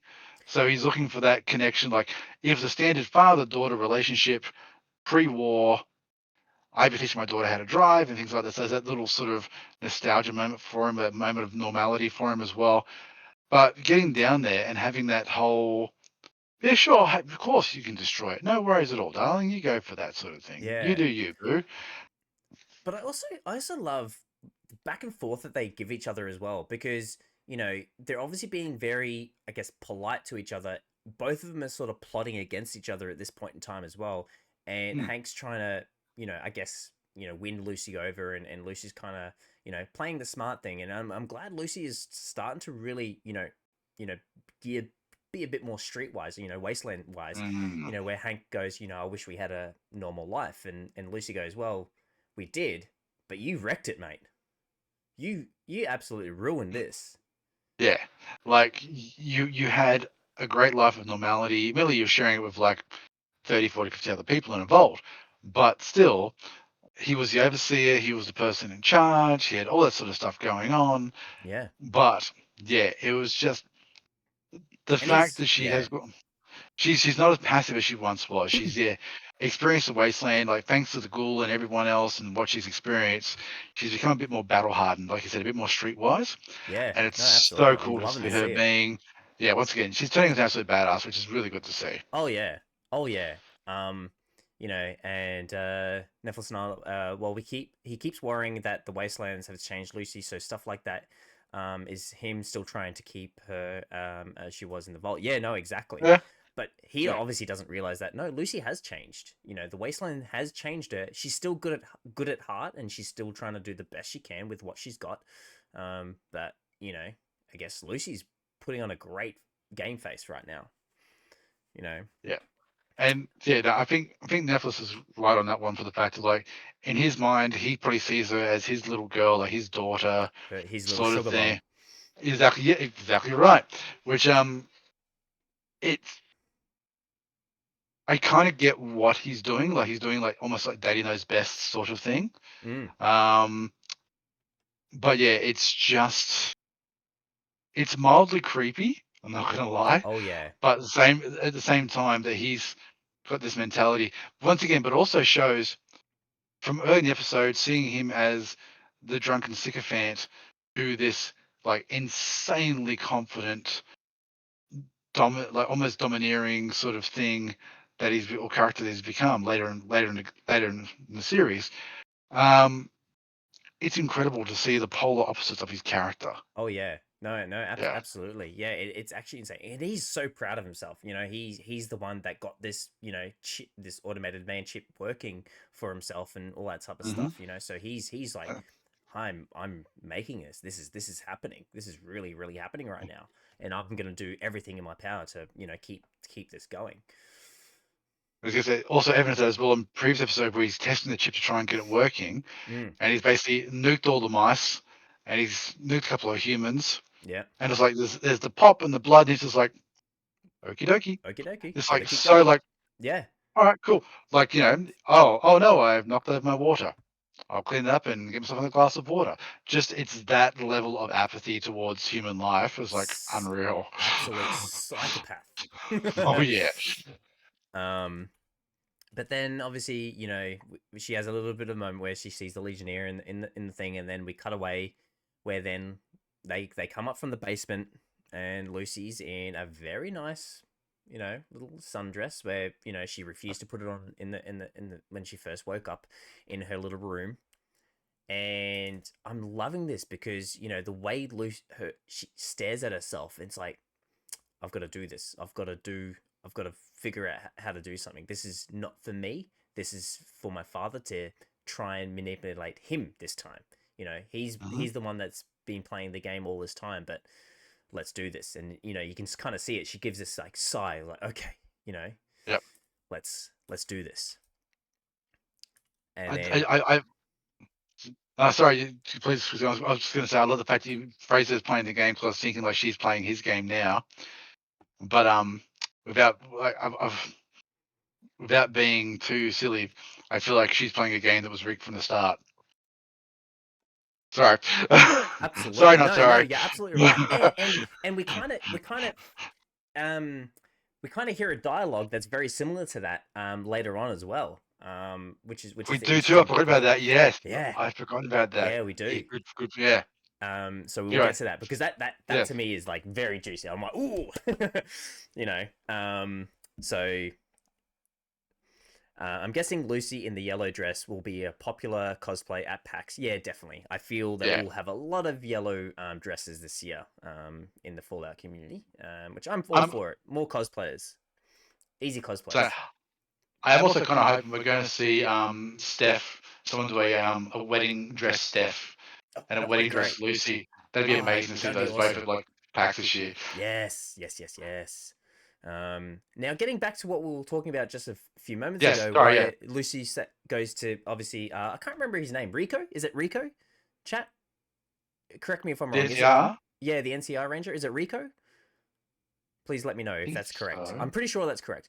And you know, Lucy goes, you know, do you remember me? And no, kind of. I thought there was going to be a pivotal moment where he starts like internalizing, oh, who am I? And I thought we might see a head pop off because he's like, oh shit. I thought that was going to Yeah. happen, but it did not. Same. I thought the same thing where he's going to fight the program with the chip, and either it was going to like glitch out, or it was something was going to happen, or yeah, the head's going to pop, sort of thing. Like it was always going to be a moment that defined what happened next for Lucy because that level of recognition and free. Well, obviously, free will is very important to Lucy as a character. Yeah, that's right. And like when he goes, I remember you, and but it's only like 24 hours of recognition, not like the week or so, whatever real time has passed, meeting him as the NCR with the ghoul and everything that happened there, like Mm. that's all gone. And like, yeah, I think it was always gonna be a moment. I wasn't sure if Hank might have actually grabbed the control and turned the device all the Up. way down. Oh, No, all damn. the way down. So he might remember something, but then he might start freaking out and then he crank it up again or something. But Yeah, yeah, it was because interesting to see how that played out. you're right. In this scene here, yeah, the dial is pretty low at this stage. In the scene, the screenshot that I grabbed. Yeah. So So I just saw Ad's cosplay's comment. Uncle Rico is a character from Napoleon the Dynamite. Napoleon Dynamite, yeah. God. Um, Um, I also missed something. It's like I love also Hank believes that he's getting through to Lucy because Lucy basically turns to him and going, "The Legion are out there. They're still going to hurt people, a lot of people, and what you are doing and has created, you could stop them as well." So, you know, I guess that was her way of kind of getting under his skin as well, thinking that, Yeah, oh, I've won. So he's letting his guard down. yeah, planting that little seed of like, oh, she's slowly turning to the dark side. That sort of maybe not the dark side, but a bit of a Star Wars thing. But like Yeah, no, that absolutely. sort of I'm all moment of for it. just like, um, yeah, Do it's it. just Do it. yeah, do it. Cupcos, where are Bring you? the Star power of the Wars dark fan. side. We all know Cupcos is a massive Star Wars fan. Oh god, yeah. Somebody's like, Um, so do it, all in the chats. um, and then we see Lucy basically taking advantage of Hank burning himself, and Playing the basic, caring, toting daughter, and just yeah, like, I'm gonna turns help it you. around on him. Yep, Unhandcuffs him, and Hank's like, oh yeah, none the wiser. I'm trusting of her. Bang, neck minute. gotcha. Handcuffs him to the oven. Takes his gold Pip Boy. Oh yes, come on Lucy, let's go. Yep. I love that kitchen. It is really nice kitchen. It is a really nice kitchen. It pops so well, doesn't it? Weirdly enough, the kitchen in this reminds me of my grandmother's kitchen growing up, which once again shows exactly how old I am. Um, but it's been funny, like, as the show's been continuing on, it's like, oh, I recognise that table. I recognise that chair. I recognise that fridge. The Like, things from my wallpaper. childhood. Well, maybe I'm not quite that old, but, depending on who you ask. But it's just fascinating to look at that, but also some of the office spaces, like, where they've, like, some of the corridors and stuff Yeah, in the Voltec buildings reminds you of places I've worked in the past, and it's like, oh, that reminds you of that. Oh, that reminds you yeah. of that. I even like I remember like my grandma used to have the little tins that you see at the in the back there where you put your sugar in your coffee and things like Yeah, that. So I remember grandma having like very similar, um, I guess Tupperware container of that as well. yeah. So And the Tupperware jug she's pouring the drink out of, I guess the drink gets poured in an episode as well. My parents had those, anything like that. It's like, it's fascinating to see all this sort of stuff, and I absolutely love it. yeah, that's Like, right. it is so cool. Oh, Um, anyway, sorry. Enough no, fascinating on that sort of stuff. that's But yeah, but okay. like so she got the gold Pip Boy, And and she's about to she cause some bloody havoc. Oh yeah, and she hightails it. And what does she do? She learns the very newly learnt skill that Hank taught her to hightail it down to the basement. Hank. I also see it grinding off the wall sort of hurt my soul a little bit. I'm not gonna lie. It's like, oh no. I thought I took a screenshot of this, but I don't think it ended up in here. I don't know why. I definitely took a screenshot of that because I thought that was just hilarious. Um, Sorry, chat. You saw the episode. You all saw it. I wanted to add it in there, but I obviously missed it, unfortunately. Um, but yeah, the doors open up, and obviously there's a little bit of play on the scenery here because this kind of plays out at the same time when the ghoul is where he is at the moment, and we'll talk about that for 2 seconds. I literally thought, and I think a lot of people thought that this was going to happen where the doors would open up, this door would open up, and they'd be in the Lucky 38. Um, because it was I very didn't think that funny enough. Oh, really interesting. I definitely thought that Yeah. because the way it was all like sort of filmed and all that stuff. I knew it couldn't be because obviously we see it in a previous episode where, Mr. House pushes the button and he reveals the cold fusion. But just the way it cut and they filmed, I honestly thought that it was going to open up and then they'll be staring at each other's face. But no, we don't see Yeah. that at all. I was waiting to see something like an Assaultron or secure or something like Mr. Handy or something in there, like Was it guarding what was Bessie? next. Actually, Bessie? yeah. Wait to see something like that in there. Like the way her face changes from determination to oh shit. Oh crap. Like I thought she was facing something like that was going to cause her harm, not what we see next. No, absolutely Um, not. And we see none and other and than the yeah, Congresswoman. which I didn't pick up on right away. I'm not gonna lie. So Okay. I was watching this with Netflix Nile last night, Mm-hmm. and we're sitting there watching it together, and she's picked up like right away, and I'm like, that wasn't. And so, yeah, we rounded back and watched it again. I was like, holy shit! Yeah. And it Did makes sense not expect that. because this scene was playing out at the same time that that Coop was handing the cold fusion to the president at the same time. So Yeah, this scene was like flipping back and forth, and it showed a close up of her and then close up thing. So the show did very well to obviously trying to give that storytelling telltale that this is who you think it is. But yeah, actually insane. Now I did Mm. take a screenshot of it. I'm only gonna flick it up for a few seconds. But yeah, we see this, which is actually insane. Yeah. Like, and when they get in close, when they actually zoom in on the face, you can see the face a lot more detail as well. It was wild. Absolutely insane. Like, And this is not the first time we've seen devices like this. And then obviously we see a very similar device that Mr. House puts on, in the other episodes as well. So she is the mainframe. Like, holy crap. yeah, She is the mainframe. So what makes her so different that she can control? And then that brings me back to what Hank said to Lucy. The mainframe plants ideas into their head for them to turn them into good people. And then we know that Coop says to the Congresswoman, "You're a good person." You know. maybe it's a personality. Maybe it's something that she was the right. Maybe she was like the first person to receive one of the chips from Doctor House, because actually we see it being experimented on pre-war. So Mm. maybe she's the first person or the only person to accept a chip and not, go pop. But Yeah. who knows? It's going to be interesting to see what happens in that episode 8, and Yeah. if Lucy kills her. I mean, who knows? She's Well, this is alive this or is just going to be a embalmed massive or moral what? conflict, right? Because she doesn't want to hurt people. We've seen her hurt one person, and then she was like, "Nope, nope, Well, nope, nope."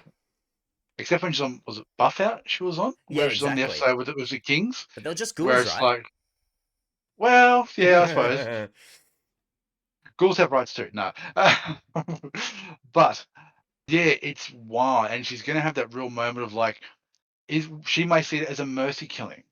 She may see it as unplugging her as being granting some sort of mercy and freedom from just Yeah, becoming a slave. part of a machine, yeah, or a slave or whatever it might be. Or she might see it as she's alive and sentient. Yeah, I can't. and So I who and it knows? makes sense that this is her reaction because this is the first time she's ever seen anything of this kind as well. So it absolutely makes sense. She's just looking at it. She's like, "What am I looking at?" You know. Yeah, it's Obviously she completely can caught off guard. work it Yeah. out pretty quickly because she's seen some pretty horrific things at this point. When they went into Vault 24 and they saw all the the mind control, the people strapped up into the sort of headwear and forcing people into communists and all that type of stuff. So she's not, I guess, oblivious to this type of experimentation going on, but this is definitely the first time she's seen anything like this and controlling a mainframe because all she thought was, oh, mainframe computer, Yeah. Like which is she what wouldn't I have seen thought. anything like this in the vaults, and there was nothing like this out in the wasteland she's experienced so far. This is definitely like something so new to her, and obviously I can see that in her reaction as well. It's Oh just yeah, I was not wild. expecting this at all whatsoever. No, same. So yeah, moving on. And then yeah, and so what do you think? What do you think, chat? Like, what's going on here? Like, why was the congresswoman chosen for this particular role and her hooked up to the mainframe to get this mind control chip working? Because my god, Netflix now. Yeah. But also she was asking Cooper what he knows about Voltec, and Mm. then how does she come into the fold with Voltec? Yeah, the impression she's anti Voltec and she's Enclave. That's what I thought adds as well. Mm. I wouldn't be surprised if she's Enclave, or if the fact that it somehow gets back that she was close to, or had access to the cold fusion device or the chip sort of thing, and if they've maybe taken her as torture, and this is actually a form of torture or punishment, or once Mm, again, if she's part of the Enclave, she's been captured and tortured for that information, and then when she was no longer able, when they couldn't get information out that they needed, this has been the end result of that. yeah, Who knows? no, It's absolutely. just, yeah, it's wild and brutal. That's not a kind end. No, no, absolutely not. So yeah, it's oh my god, episode 8 is going to be one heck of an episode, because there's so much it, to touch on. The it facility, needs to be like Lord of Rings length, really, like yeah, 3 hours long. yeah, that's right, exactly. Adcods, the facility is enclave. Hank was trying to get in contact with their main base and maybe talking to Modus. Yeah, Ooh. that's definitely true because who is Hank talking to? Um, that we know that the other players at the game is the Enclave. So was Hank trying to reach out to the Enclave, which is a very interesting take, and that well and truly could possibly be the case here. Good call, mods. Sorry, ads, not mods. Ads. Oh yes. I didn't think about that. That's really good. Yeah, good thinking. Interesting. Well, as much as I'd love to talk about this, like Just, let's get on I to some of my favorite scenes of this episode. same here. My favorite trio, like Maximus, Thaddeus, and the Ghoul. I mean, Oh my god. Okay, absolute like chat, MVPs of the episode. chat. Holy crap! What? Oh, this was just awesome. Just every single like moment of interaction with this, and I can tell you right now, this is where most of my screenshots come from for this episode. Can I say the screenshot on the screen now? I'm not sure if anyone else actually has this, and I'd love to hear so in the chat. Does anybody else have that sort of um like that feeling of like when you're watching something so awkward on screen, you feel awkward as well? Like seeing him walking along doing the hey us ghouls and stuff like that, and just seeing like the ghoul actually be like so like brother ew sort of Yeah. thing. Um like I loved it, but I felt so awkward at the same time. Just like what? Oh yeah, it was so awkward to watch. Yeah, cringe by association. No, absolutely. It Yeah. was just Thaddeus. Come on, bro. Like, you know, I do love Thaddeus in his little quirkiness. Oh, But he does not get along well with others. I just love this. He's like, us. So you're a ghoul, right? I'm a ghoul, right? Let's yeah, be buddy buddies. I'm waiting for my nose to fall off and all that type of yeah. stuff. But I just He's waiting for hot ghoul summer. uh, Um, um, and then obviously, basically, he goes back to Maximus and is like, oh, we're just talking ghoul stuff. yep. Mate, what do ghouls talk The about? cringe. And then, Probably, yeah, I just love that. And then obviously goes, Thaddeus, Maximus basically turns to him and goes, "What are we? Where are we going? What are we actually yeah, doing?" And he's like, "Oh, well, the Lucky 38, of course." It's like, mate, it's back that way. yeah, It's back the other way. yeah, Which kudos to Thaddeus knowing exactly where he is. yeah. That's some great navigational skills because I can tell you right now, if I was in the wasteland like this, there's no way I'd be able to But recognize where I was. my guess is post him having to leave the Brotherhood, he's probably explored the wasteland a bit and probably has a bit of a situational awareness around where he is. Oh yeah, But yeah, it was really cool of him because obviously in this scene, the most dangerous person there is going to be the ghoul, oh yeah, and probably want to piss him off. But yeah, the fact he's called him out it right away, and then he talks about the fact we need Kit to fight the Death Claws, which when we discuss that, I've got a whole thing to talk about on that one. But oh my god, when they actually get to that warehouse where it is, oh yeah, but it's like coming yeah, up. like it's so good the way it does it, and then how that leads into that confrontation about the whole cold fusion thing as well. Yeah, Like that is such an it's such it could be seen as a throwaway conversation, but it leads into a really pivotal moment. exactly. Because obviously him as Coop gave the cold fusion away, and then basically, I guess he's probably living with that regret as well because he's just like, oh shit, he kicked Hmm. he kicked things off, and he's kind of seeing is like, you know, House was kind of right. He did play a big part in all this. He didn't know what his involvement was, but he knew he was going to be involved in a pretty substantial way. Just didn't know what. So and House couldn't obviously predict that. Um, Yep. but yeah, just he turns to Maximus and is like really hostile and goes, "How the hell do you have that? Like, Yep. what is it? Well, he Yep. knows what it is. Is like, give it to me now." Um, Yep.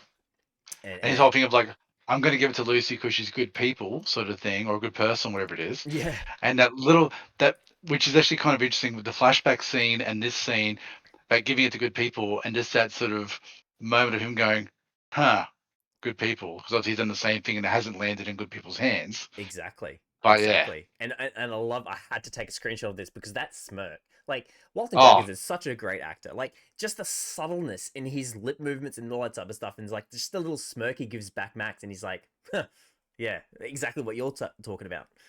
Like yeah, absolutely it's amazing. he's generally first season. I didn't expect to like the Ghoul as much as I have, but he's now definitely become my favorite character.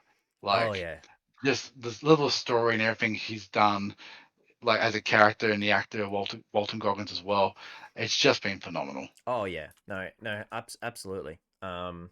And this trio of interaction is just so great. Like every moment of this was just amazing.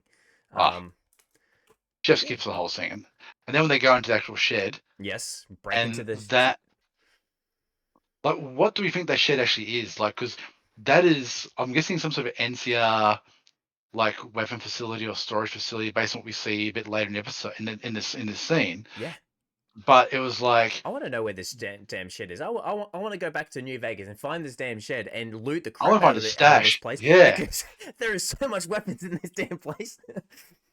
like the was it the Goss right? He finds like a Goss rifle or something in there. What was it? Yeah, Bloody yeah, the Gauze rifle. um. And I There gotta it is. say, yeah, that power armor. Oh yeah, Can we take a moment? Like the whole thing, like can we have some noise for the dress? Can we have some noise for that goddamn power armor? we're about to That come with that. oh It's coming, my friend. It's coming. But before we get to that, I want yeah to like the most funniest interaction I found of this episode was when Thaddeus basically walks up to the ghoul and says, you know, hey, I'm waiting for my nose to fall off and all that type of stuff, and it hasn't happened yet. And he basically, shows him something, and the yeah. ghoul's just not having any of it. He's just like, mate, go away. Like, I don't want to talk. It's like, is this normal? Shows him his shoulder, and That then absolute yeah. Sorry, go on. the other look that the ghoul gives him. Like, look at that face.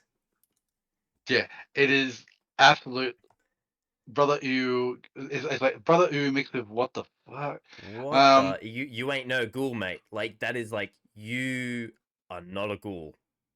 yeah, and I think like we talked about this before we went on live, but I have a theory around this that he's not turning into a ghoul. And I know I'm not the only person who has this theory because No. other people out there have discussed the same thing. But I reckon he's turning into a centaur. Because you were saying you're thinking the master originally. I'm Or a leaning more version towards of the centaur. master. Yeah, I'm thinking more of a centaur sort of thing. Because given the way his body's changing and morphing and stuff like that as well, and given you've no idea, because obviously they were a blended DNA thing as Yeah. well. Who knows what the chicken enthusiast, I had to think for a second there, Good put into that work. original concoction. Thank you. I'm fighting real hard to not say the other word. Um, I know. Trust me. It took me. It took all my brain power last week not to say it. Don't say it. Don't say it. Don't um, say it. Don't say it. but yeah, like who knows what went into that concoction from the chicken enthusiast? Um, that could have been blended with a DNA, or God knows what Yeah. else was in there. But yeah, I'm leaning so much towards he's going to turn to a centaur, which once again that was a New Vegas thing from memory. Yes. Um, The most scariest but freaking thing in the wasteland. Like whenever I saw those damn things, I was like, nope, nope, yeah, nope. Turning around, going back the other way. I would still rather face them than a red scorpion or a bloody cazador. Cause I'll be honest with you. yeah, yeah. You know what? Actually, Yeah, you're sorry, yeah. probably right there. In all honesty, but they still freak the crap out of me. And Oh, cause yes, you did call it in episode 3. You did absolutely did. what did he call that he was a centaur? Yeah. Oh, damn, really? I Yep. didn't. I must have missed that one. Yep. All the way Yeah, back so in I'm episode I'm 3, he called it. I'm with you on that one, Ed. I reckon that's the way it's going to go. But yeah, I reckon you're right on Because that. yeah, like he's But got the teeth and obviously the centaur have those like this big like sort of teeth on their bodies and obviously yep, they've got no arms, yep. And after which what happens later yeah, on, which we'll talk about exactly, in a moment. do But do do. but I would love to know. And once again, I'm sorry for stepping on your toes, this No, no, Jamie. no, no, no. What would you rather face Oh, between Cazador, Centaur, or Rad Scorpion? I'm gonna leave Deathclaws out because Deathclaws in Fallout 3 in New Vegas were just a different species they're on a altogether. different level. Oh god, yes. But yeah, what would you have rather faced? I would love to know that one because for me, So anything but the Cazadors. so Cazador, Centaur, or what was the other one? Sorry, Or the Red or Scorpion. Red Scorpion. Oh, Oh no, actually no. No, Red Scorpions were in New Vegas, weren't they? Or am I thinking of the ants? the fire ants. Yeah, They were pretty brutal as well. The fire ants were pretty. yeah. I mean, there were scorpions. Mm. Yeah, yeah. I'll see what those ones. Even Cazador versus Centaur. Because Oh, I'd rather face a Centaur than a Cazador any day. you know what? I would rather fight the centaur. Yeah. You know those Even just cazadors. I died so many times with those damn cazadors. same. The sound of them just like was it? I'm taking the Cazador. Really? Benny, Damn. Raz Scorpions were in New Vegas. Kill me Yeah. quickly. Yeah, no, exactly. Fair. Ben's got no End your regard for suffering life. quickly. Benny here is secretly a Hank enthusiast. Um, and then we Um, get to one of the most interesting dialogues that I've heard in this episode yet, where basically, you know, the ghoul and Maximus is talking about, you know, them about the cold fusion, and then, you know, the ghoul basically says to him, you know, in order to give it to someone good, you're gonna have to give it to someone really bad, and this is a transaction. And the ghoul says, and no, I wrote this down. In all my years, I've only seen one man come out on top in Vegas, and we got to do it, and we got to do it like he did. He yeah, rigged he re- the game. yeah, iconic moment. Absolutely Wow, iconic. what an awesome callback that was. When I heard that, I was Oh, like, you know, again, this season is all about, you know, those moments where you're like, oh, you know, he said the yep. thing. Not quite, but just that It's nice close little enough. subtle It's callback. yeah. But who is he talking about? Who's he What do you talking about? think? Is he talking about House, or is he talking about the career? I reckon it was talking about House. You reckon it was the House? I initially thought it might have been the career, um, but it has to be No, because House. Yeah, it has to be the in my mind it's going to be House. House because obviously because the whole thing that the House always wins. Um, I know there's the whole thing around the Courier and stuff as well, but this is in a like it's an aligned timeline, but the same timeline. I'm not sure if the Ghoul and the Courier would have existed in the same timeline, but we can see, obviously in history, that I shouldn't say the Ghoul, but basically, yeah, him and House have met in the past. We know they've Mm-hmm. got that history. Yeah, that's right. Yeah, and obviously he's aware what the plans are for yeah the end. So I reckon it's got to be a House. That's my Yeah, logic behind that one. I mean, logically, it would make sense being House, but at the same time, I was like, "Oh, that's a cool, you know, little play in words as well." And then he reveals it. Chat. Oh, Look at this I beautiful piece of machinery. I Oh, want this so very flippin' badly. Like I in 76, my main is close combat. So I run around power armor with like Grodnax axe, which is legendary nice. stuff like that as well for close combat stuff, which is great until you're fighting a Scorch Beast and you got to try and run up and actually smack the damn thing. But um, this thing is absolutely designed for close combat, like the blades on the forearms, the way it's been spiked, but also something else that was once again Nephilis Null pointed out to me as well is on his back. It looks like he's got a like a missile launcher on his Oh, back. okay. I did not see that. I know he's got like Yeah, something on his arm, which looks like yeah, something he can fire yeah. on his left arm there. But But I didn't notice the thing on his back actually. yeah, when he's walking, when they're walking as a crowd into New Vegas, you can see what looks like almost like a missile launcher, as in like a turreted missile launcher, like across his back. There's like a series of like holes and stuff on the back. So it's like that's his long range sort of option, I guess, as they're walking into the town. Everyone's like, the NCR's back and all this sort of stuff. And like, Yeah, yeah, it's a very subtle thing, but it's there. And like, yeah, Nephilis pointed out to me, and I'm just like, that really, to me, like the helmet, the close combat blades, the style of it. it's very I very like, cool. Ads cause you hard pass. Come on, ads. Come on. really? Come on. Yeah, a salvo. Yeah, pop circle. It's like a salvo of like missile launcher sort of thing. But yeah, Uh-huh. Interesting. Okay, I do have a screenshot of his back as well, so we'll have a look at that in a second as yeah, well. But I took this because this is such a cool shot of New Vegas, yeah. seeing it from this angle as well. But how cool does that look? It is wicked to see that. Like, I will also say too, in the scene before we get actually into town and discuss what's going to be happening in the town, because that's a whole different thing as well. Oh yeah. I'm like seeing that there. I'm really hoping it's going to come to Flight 76 as like a skin or something if it hasn't already. 'Cause I Well, haven't it checked the has. news. They announced it today. Oh, They've announced it's going to be in the Atomic Store. So you bet I'm oh. going to be spending my Atomic Atomic Well, dollars on that. I haven't grabbed Fallout first yet, but I think I'm going to have to grab it because I've got to find something to do between now and season 3. So I think I'm going to be jumping back heavily into 76 over all this Yeah. and grabbing Fallout first for that. But yeah, like as you said, this scene here, this is a wallpaper. This is just stunning. Oh yeah. Oh yeah. It's like, yeah. And then we get to the moment. Oh, Let's just flip through these screenshots and just bask in the joy. So I'll wait for a little bit so you get to see it. But bang, there's the chess piece. I'll wait for it to pop up on your screen because the pictures speak a thousand words, right? what's that? What's that? You got the screen. NCR. Was it? Say, was it something 378? Like Uh, 6378? 0379. 0379. I do wonder if that's any throwback to something as well we haven't picked up on. Yeah, I'm not so sure. Chat, let me know. Also, Five Nov, are you already making this? I bet you are. Um, he's already probably printed out the damn helmet. And then the But crowd goes wild.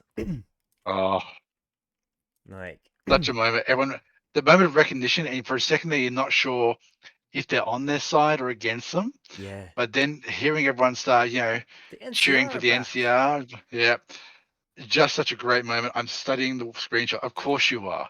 I just saw Five Novels response But look at that. about the. Oh, I want that so badly. It looks very cool. I would wear this. That I Oh, same. very close. Yeah, I wouldn't put it past you, Five Nov. I wouldn't put it past you. But yeah, this thing is so glorious. If anyone wants to print the helmet, I know App Forgery has got the 3D file for the helmet already out there, but he doesn't have the rest of the Power Armor files out there yet. But the Power Armor helmet has been put out there and it is available on his Etsy store. So, you know, Ooh, it is out there already. Which I'm about he, to grab that. That's so beautiful. oh I yeah, genuinely, I love the fact that it's like this to me screams like perfect like Fallout Power Armor. It's not a complete set. It's obviously a bit of a mishmash of exactly. like there's T60, T45, T50 in there, I reckon as well. I haven't spent probably as much time as what Five Knob has spent delving into every little detail and crevices of this so far, but like it's battle worn, it's customized, it's a mishmash. Yeah, This to me is the epitome of what current day in world like armor would be for something like the NCR or for the average civilian, not quite Raider level, but like it's that like Brotherhood have T60s and they're all polished and serviced and great and stock. This is customized and amazing and just oh my yeah. favorite bit of Param I've seen. Yes. Oh, absolutely, absolutely. Um, just him walking through it, just everything about it looks so cool. Adcos, where where is the law? Does this slot in? Is this part of the requisition armor from the Brotherhood? Well, there is mention in a dialogue somewhere. I can't remember which NPC it is, but there is a dialogue thing that happens. I don't know if it's on a terminal or someone says it, but someone does say that they were working on an NCR power armor, or there is an NCR power armor out there as well. But I don't know who said that. I have seen that pop up. So I It do, could yeah. yeah, I do believe it is mentioned somewhere in one of the games. I mean, I wouldn't be surprised this was put a thing where it's just either requisitioned, sorry, reacquired or captured and modified, or whatever. Now, actually, so the screenshot on screen now, you can see there's a box on his back. Oh yes, I see it now. Yes, I actually. originally thought might have been like a jump jet or something, or a rocket pack, or Hmm. like a yeah, thing I'm talking about. But yeah, there's another shot where you can see just over the shoulder on a close up. There's circles in the top. Uh-huh. And so yeah, Okay. it's like either missile launcher orders. I think it was prop circle, made it kind of being like a salvo thing, so just launching out like mortar style things as well. Yep. But yeah, like it's interesting to see. I wonder if that actually come into play or not. But yes, it's really freaking cool. And there we have it. Thaddeus's arms fallen off. Oh god. Oh no. He's like, that's normal, right? I must admit, Ah, I do, I do like Thaddeus, and I love his enthusiasm and his optimistic approach about this. And he goes, as long as I can get a trigger a finger on the yeah. trigger, I'll be right. I could just, set up somewhere. The thing is that too, he's right-handed, has lost his right arm, Yeah. I love how he's like mate. fumbling. He's grabbed his Yeah, arm, and like, he's like, oh, I don't know. yeah, yeah. The arm's like tucked underneath. It's like, yep, I got it, I got it. It's like, oh brother, It no. won't do much damage. He's armless. Yeah, exactly. Ah, dum dum. Well, well played, ads. Well played. Well played. Give him, hey, ads. You should give him a hand. Hand. Sorry. Anyway, I'll go back in my box. And then here we are, the Ghoul and Maximus just Yeah, basically going, mate, you can't do this. Let's just keep going. yep, And off they go. So yeah, now I'm looking a bit more closer at his back. Yeah, I can see what you're talking about now. yeah, yeah. It's just one of those things where I look at that armor and I'm like, It it's was definitely a bit of a oh hodgepodge. yeah, the rifle that Thaddeus picks up. Yeah, I think it's like an Enfield, something Yeah. something of the kind. So look, it's a good, decent, like decent range rifle. Which he makes reference to getting a scope as well. So obviously he's going for the distance as well. But remember what he Um, said in season one when Lucy and Maximus find him at the KBSS Radio Shack, and he starts firing the pistol, and he's like, "Oh man," he goes, "I'm terrible without a scope." a scope. Yep, that's right. He's going to be even worse without a scope and an arm. Um, oh gosh. Um, but yeah, like seeing them walk in there Oh yeah, is just like such a badass moment. And I will admit, I have a bit of an interesting theory about the death claws, oh yeah. which we'll cover. We'll cover it once we maybe talk about what happens next with the fight, because there's something that happens at the end of the fight that I'm a bit. I have a theory about, Okay, but okay, yeah, yeah, yeah. Well, yeah. Obviously, the ghoul turns to Maximus and says, "Mate, the plan is you get in between me and anything that looks like that. this." Mm. And I just Which love Maximus's confidence. Like I'll freeze on this screenshot. We see him, go inside, and he's like, "Yeah, I've got this. Like, yeah, let's go. I'm back to my roots. Come back to the very start." And he goes in, sharpens his blade on the car. I didn't realize what he was yeah, doing at first. Like he walked towards the car. I was like, mate, what are you doing? Like, is he gonna kick the yeah. car or something like that at the death claw or anyway? But no, he comes in, sharpens his blade. And he's like, right, let's go, Well, fist. I reckon I say I'm of two minds about that, about whether he's sharpening it or testing how sharp it is on the car, Yeah, because he true. hasn't really used them yet. So maybe he's doing a bit of a test, or maybe just getting a feel of how they cut. Because if you look at that screenshot there, they go quite a ways back past his elbow. Yes, very true. So he's maybe getting a feel for it. But yeah, either way, it is such a cool moment when he does that. It's real friggin' like, yeah, like that scene with Henry Cavill where he does that thing where he reloads his arms in like Mission Yeah. Impossible. It's that kind of vibe, like chunk sort of thing. um, Ads Cos But it got, says the rifle is an old Carbonar 98. I used one for my Legion cosplays. There you go. Yeah, ah, no there you go. problem. Excellent. Thanks, Ads. Coming in with the Yeah, goods. but then yeah, when he gets into the fight itself, Oh yeah. that's cool as flip. Sorry, I Oh nearly yeah. said it again. No, that's okay. I accidentally let it um, slip a couple episodes ago. Um, but yeah, how menacing does it? Like, man, the death claws are cool. and like I look at these and go, right, are these like a wirework thing? Are they purely digital? Are these a physical thing?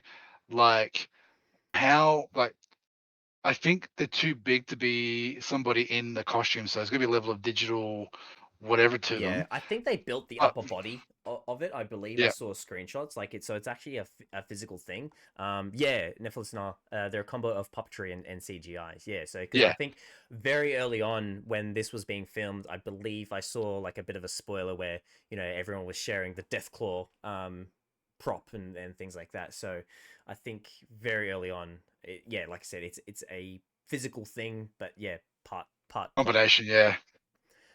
Oh, But actually, this screenshot really shows what you're talking about now. On his back, you can actually yeah, see.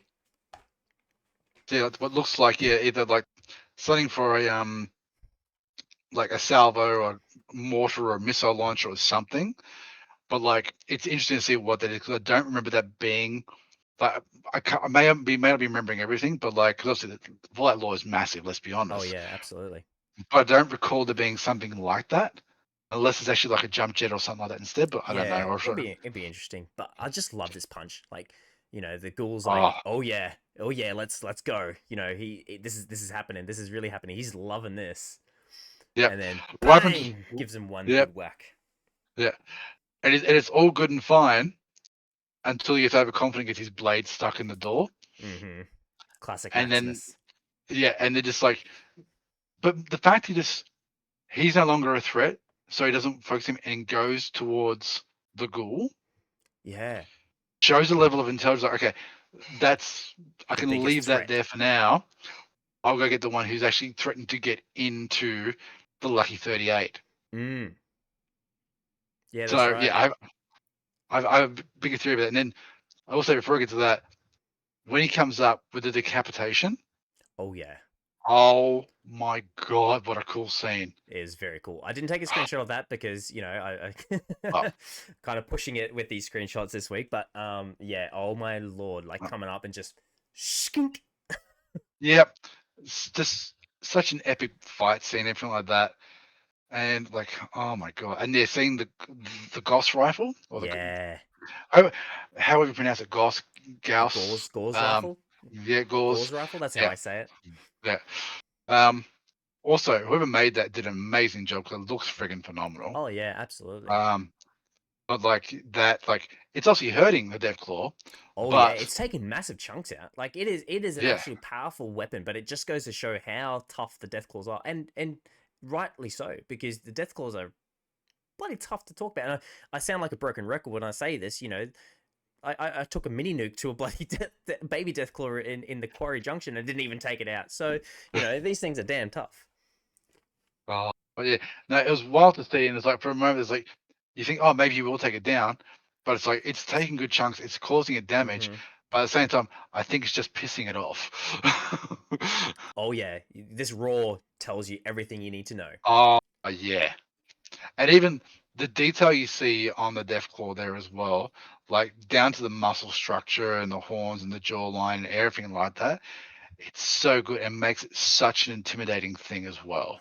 Yeah, Like, there's no way I would want to be facing one of these alone, let nope. alone with a group. There's no Yeah. way. Oh my god. And the It's ghoul just being wild to see. absolutely shit scared. Justify like that expression is justified. Yeah, no. Absolutely not. Again, like great acting skills. Like, oh my god. Like, what a show. The actors are just perfect Oh, for this. yeah. And like And I but then love. like sorry. Oh no, you go, you go. Well no, I might be jumping ahead here, but like once Maximus takes on the Deathclaw again and the other Deathclaws, and he's just like, right, later guys, I'm going inside, Yeah. and we see the fight continue, and like it's just interesting to see like the dynamic of the Deathclaws and how they're behaving, which has given me a bit of a random theory. Mm. If I can share it before we move on to the ghoul going inside the Lucky Yeah, let's 38. go. Let's go. So Deathclaws can pretty much go anywhere they want. Let's be honest. They didn't. They are that flimsy gate should not be stopping them from going out and literally having an all-you-can-eat buffet for everybody in New Vegas. Oh god, no. And we see it. We see the Deathclaw absolutely like pulverize a Maximus and send him flying through the gate. Exactly right. So when he's through that gate, it doesn't come past the gate. It gets to the edge of the gate and just stops and like looks out. Mm, But there's no reason why it shouldn't be coming out unless it's like forced staying because we see at the very start of all the scene, they're cannibalizing one another. They're yeah, eating each other, which they're obviously they've trapped got in no there. food. Yeah, they're trapped in there somehow. Either House has done something to them with a primitive version of the control chip, or once again, Deathclaws are a biological weapon. They have been. I wouldn't be surprised if they were engineered. Because remember the scene with um, where Deathclaw comes up to Coop, doesn't do In the anything. T-45, yeah, like basically, Yeah, yeah, and then walks off. and walks off. And like, I wonder if like there's a level of engineering there from Robco or something like that, where these are genetically modified to protect House and protect the Lucky 38 or something, which is why the populace is like, oh yeah, Deathclaw's over there, it's fine, rather than, oh shit, there's Deathclaws over there, we need to go the hell away from here somewhere else. Yeah, So I do wonder if there's a level of something, either control from House, whether it's instinctual training, maybe it's because they're also very territorial as well, yeah. I but wonder if it's without, one of those things where, because obviously we know House has a lot of contingency plans in place for certain things. When something happens, certain things happen. So I wonder if it's one of those things where House worked out a psyche or a, some sort of, I guess we're going back to the mind control device stuff where when I guess he ultimately got maybe turned off, which is sort of Mhm. foreshadowing something that I have a bit of a theory on in the next coming scenes Yeah, where where he triggers something and then brings the Deathclaw to the strip yeah. to Well, protect. yeah. The other thing on that as well, which has my second theory, that Hank's involved with the Deathclaw somehow, Mm, because don't forget, we see the eggs, which I will correct. say a quick funny side story.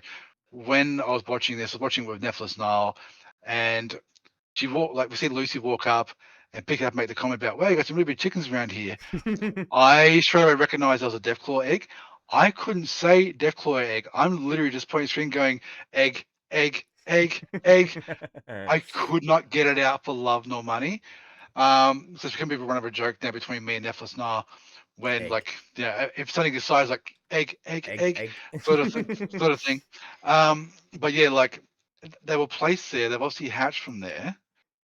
So once again, it could be the fact that maybe there was an automated thing from House that has taken those Deathclaw eggs out of storage hibernation, where it's going to be, placed them outside as a form of security guards, or Hank has done it because obviously Hank's able to go allegedly in and out to the 38 no problems at all, Yeah. or whatever he's doing.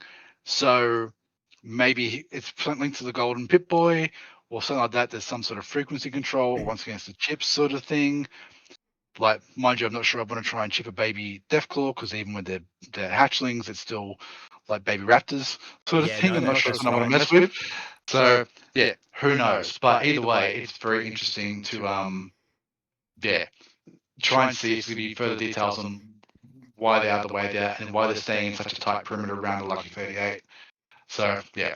Anyway, sides really random side No, thing no, theory I wanted to absolutely. throw out there, but And yeah, ads brings up a awesome point as well, saying or Voltaic or Enclave put them there to keep House locked inside without power.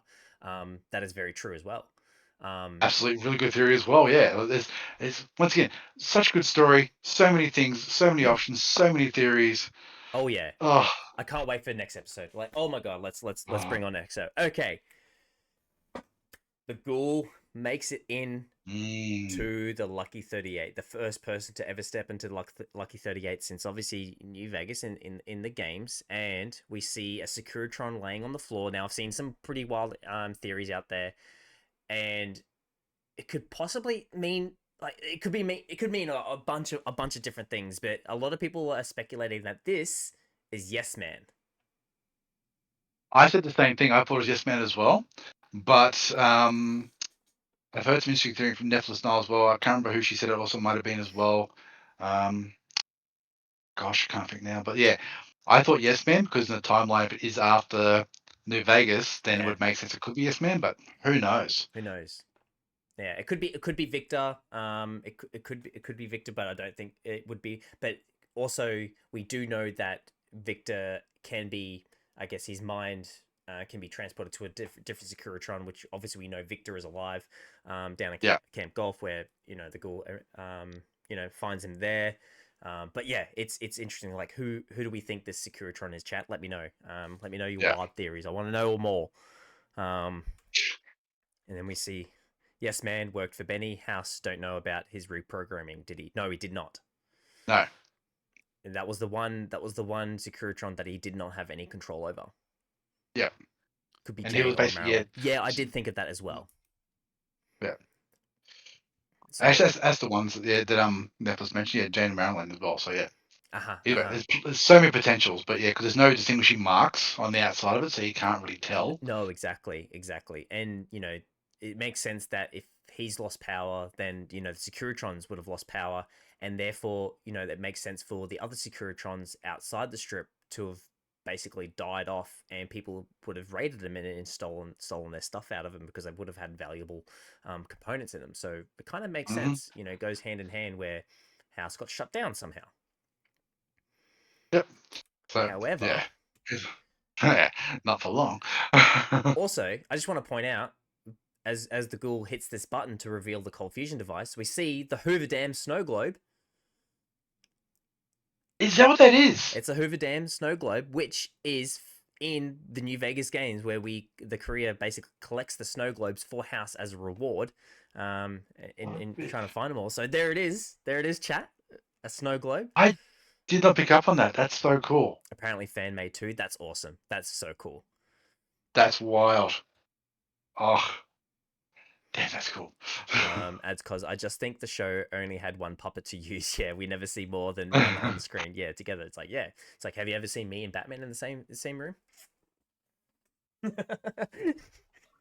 um, yeah. So the ghoul opens the door, and then obviously this scene. This is where I was talking about earlier, where Lucy's down in the basement of the Vault-Tec facility, and the sort of doors open up and kind of thing. So it was very well played out with this one. Yeah, And we see the 80% loading screen.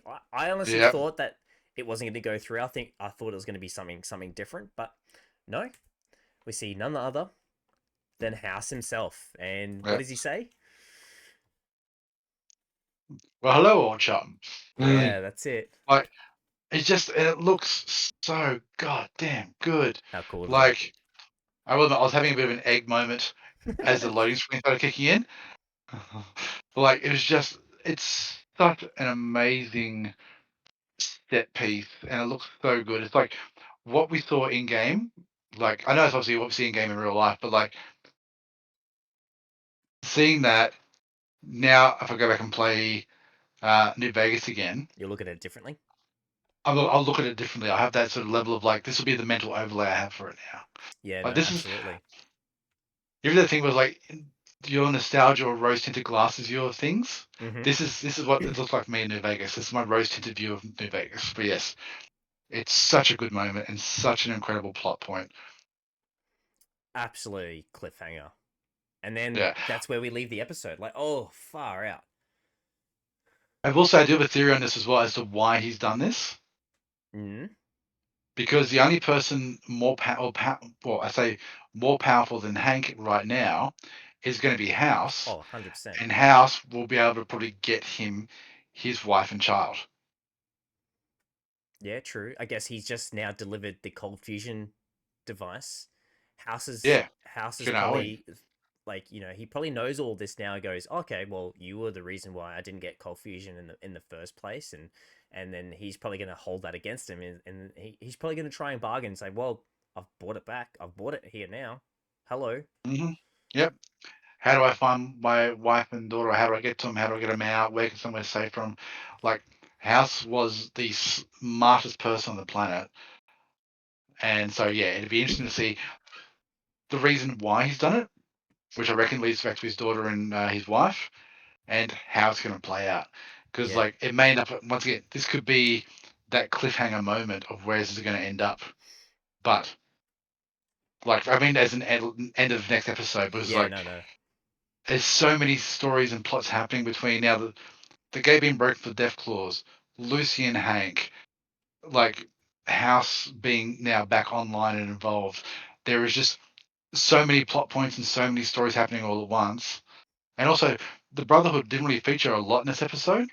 So who No. knows if we're going to see things like the Prideman or something like that suddenly come. What it wouldn't make sense for the Prideman to come over to Vegas, but the Brotherhood suddenly coming to Vegas to try and retrieve the cold fusion device, or coming after Maximus and Thaddeus somewhere, because they basically had a whole episode scot free, and now it's like, are they going to have to pay for what's happened soonish, or what's going to happen? So, yeah, I'm very curious what's going to happen there next episode. It's going to be so good though. Prop circle. I love it. What do you say? A gift for you. Oh, I didn't say it, but okay. Oh yes, no. Season episode 8 is going to be absolutely epic, I reckon. Yeah. No. I'm very much looking forward to it. Yeah, it's going to be good. Um. But yeah. Well, favorite scene. Oh, absolutely the scene. Well, actually, I've probably got two favorites, if I'm honest. One is when they uncover the NCR power armor, and the second would be the decapitation of the Deathclaw. Yeah. Because seeing that skull on the ground looks so bloody good, and probably actually, yeah, but I've got too many. Like the house being rebooted and everything like that as well. Like it's too many good scenes, but probably those are my top three. What about you, man? Yeah. The reveal of the NCR power armor for the first time, where the ghoul cuts the rope, and then obviously it gets revealed, like, oh man, that was epic. And then him walking through the strip, and everyone's just like, oh yes, yes, this is so good. What about you, chat? What was your favorite scene of this episode? Um, but yeah, anything surprised you? In the episode, definitely. Well, the NCR power armor definitely surprised me. Mm-hmm. Um, Having Thaddeus' arm fall off, that was hilarious and surprising. Um, Seeing Lucy come into her own a bit more with playing the game against her dad, and of Yeah, course the senator being the mainframe, that was a huge surprise. Like having that moment of like, oh shit, yeah. Like the like, plot thickens even more. hmm Um, like what about you? What were your surprise moments from the episode? Definitely the senator. Hmm Definitely seeing the senator being hooked up to the mainframe itself. Um, Seeing, I guess, getting a bit of a like confirmation that Thaddeus isn't a ghoul when he pulls his shirt to the side, and we see the teeth kind of breathing and moving, and so that kind of like what surprised me. Obviously, seeing the NCR armor as well was kind of like, whoa.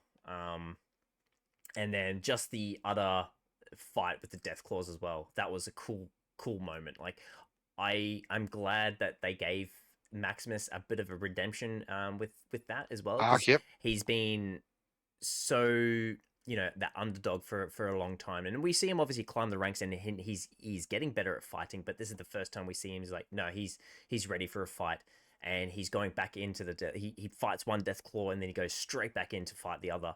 um you know Yeah, he's got that confidence now too with the power armor that obviously he's become very adept at using the power armor. So it's awesome to see him use that. And also, close combat in the power armor is actually kind of wicked as well. Oh yeah, absolutely. Those things Yeah. are a powerhouse. The five novel creations, his favorite is Deathclaw fight. Prop circle, anything with Thaddeus. Prop circle. I'm ashamed that you didn't say Chet first. Um, Obviously you redeemed yourself later on. Uh, Benny, annexed Canada making an appearance. Yes, yes. That was actually, you know what? That was surprising seeing that come through. And then obviously prop circle goes without saying Chet, without saying my boy growing. Yes, let's go Chet. Let's Uh, go Chet for the win. Chet the savior. I will say I do have a question for you as well. Uh Obviously, season 3 has been confirmed. oh. How many seasons do you reckon we'll get? At least another two. See, I'm thinking at least there'll be 4. If we get 5, great. But I'm expecting that at least season 3 and season 4. I don't know if we'll get to a 5. Yeah, I hope we do, because there's definitely enough story out there to like in the Fallout universe to keep it going for that many. But I reckon we'll get. I reckon we'll get at least 4. But yeah, if we get 5, I'll be stoked. they'd be doing. Yeah, they're doing such an amazing job. But yeah, I think I yeah, it'd be awesome if we can get five. Another two would be very satisfying. Yeah, five novel. I agree. I feel five as well. Yeah, Um, yeah. I'm hoping for at least 4, but if we get 5, I'll be stoked. But yeah, it's going to be great because also you've got to remember these actors too have going to have other things to go off to. I will say if Walton Goggins leaves the franchise or they kill off the Ghoul, that's going to leave a huge plot hole unless they have somebody equally as good a character to replace. But I don't know who they'd do that, unless of course they're going to make a French like a sub series all about dog meat because I wouldn't hate that in the slightest. no, absolutely. We need Um, more adventures of Dogmeat and what they got up to because obviously Dogmeat in the show has been traveling all over the place. You know, yeah. so you know, Oh, I absolutely, I will would say. watch that 100%. Even if it's just like a mini series. A Yeah. mini episode of what Dogmeat got up to. Prop Circle. It'll keep going until they drop the bombs. There'll be the last season. Amazon will drop the bombs. You've watched it. You've loved it. Now live it. Oh god. I mean, dark but potentially accurate. Oh god. Five Nub. I feel they will treat the series like Walking Dead and have some spin-off series. Yeah, I feel Yeah. that would be the case as well. Maybe like mini series, like 6 episode mini series, and things like that. So, but yeah, well, that's that's basically it for the night. Yeah. We've gone a little bit over time, but absolutely justly because there was a lot in this episode, and I feel Yeah. next week is going to be another long episode.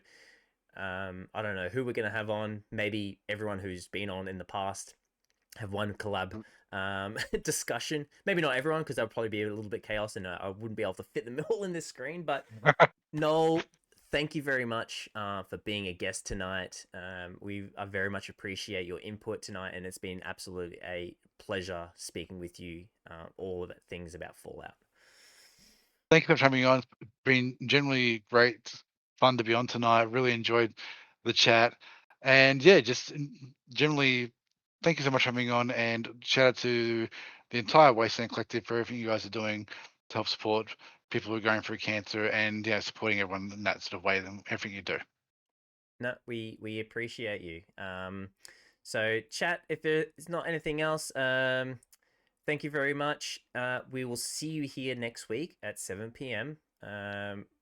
We'll see. We might go a little bit earlier, but 7 p.m. for now, because next week is definitely going to be a longer stream for sure. So thank you very much for tuning in. If you don't already know, obviously as Noel just mentioned, we do have two charities running: the Cancer Society New Zealand and the Cure Cancer Australia. If you do have the means to donate, please feel free to donate. Even if it's just like 50 cents or $1, everything counts towards the end of the day. To help people with cancer. So thank you very much for tuning in. And this is After the Fallout, and we'll see you next week. See you all. See you guys. Bye.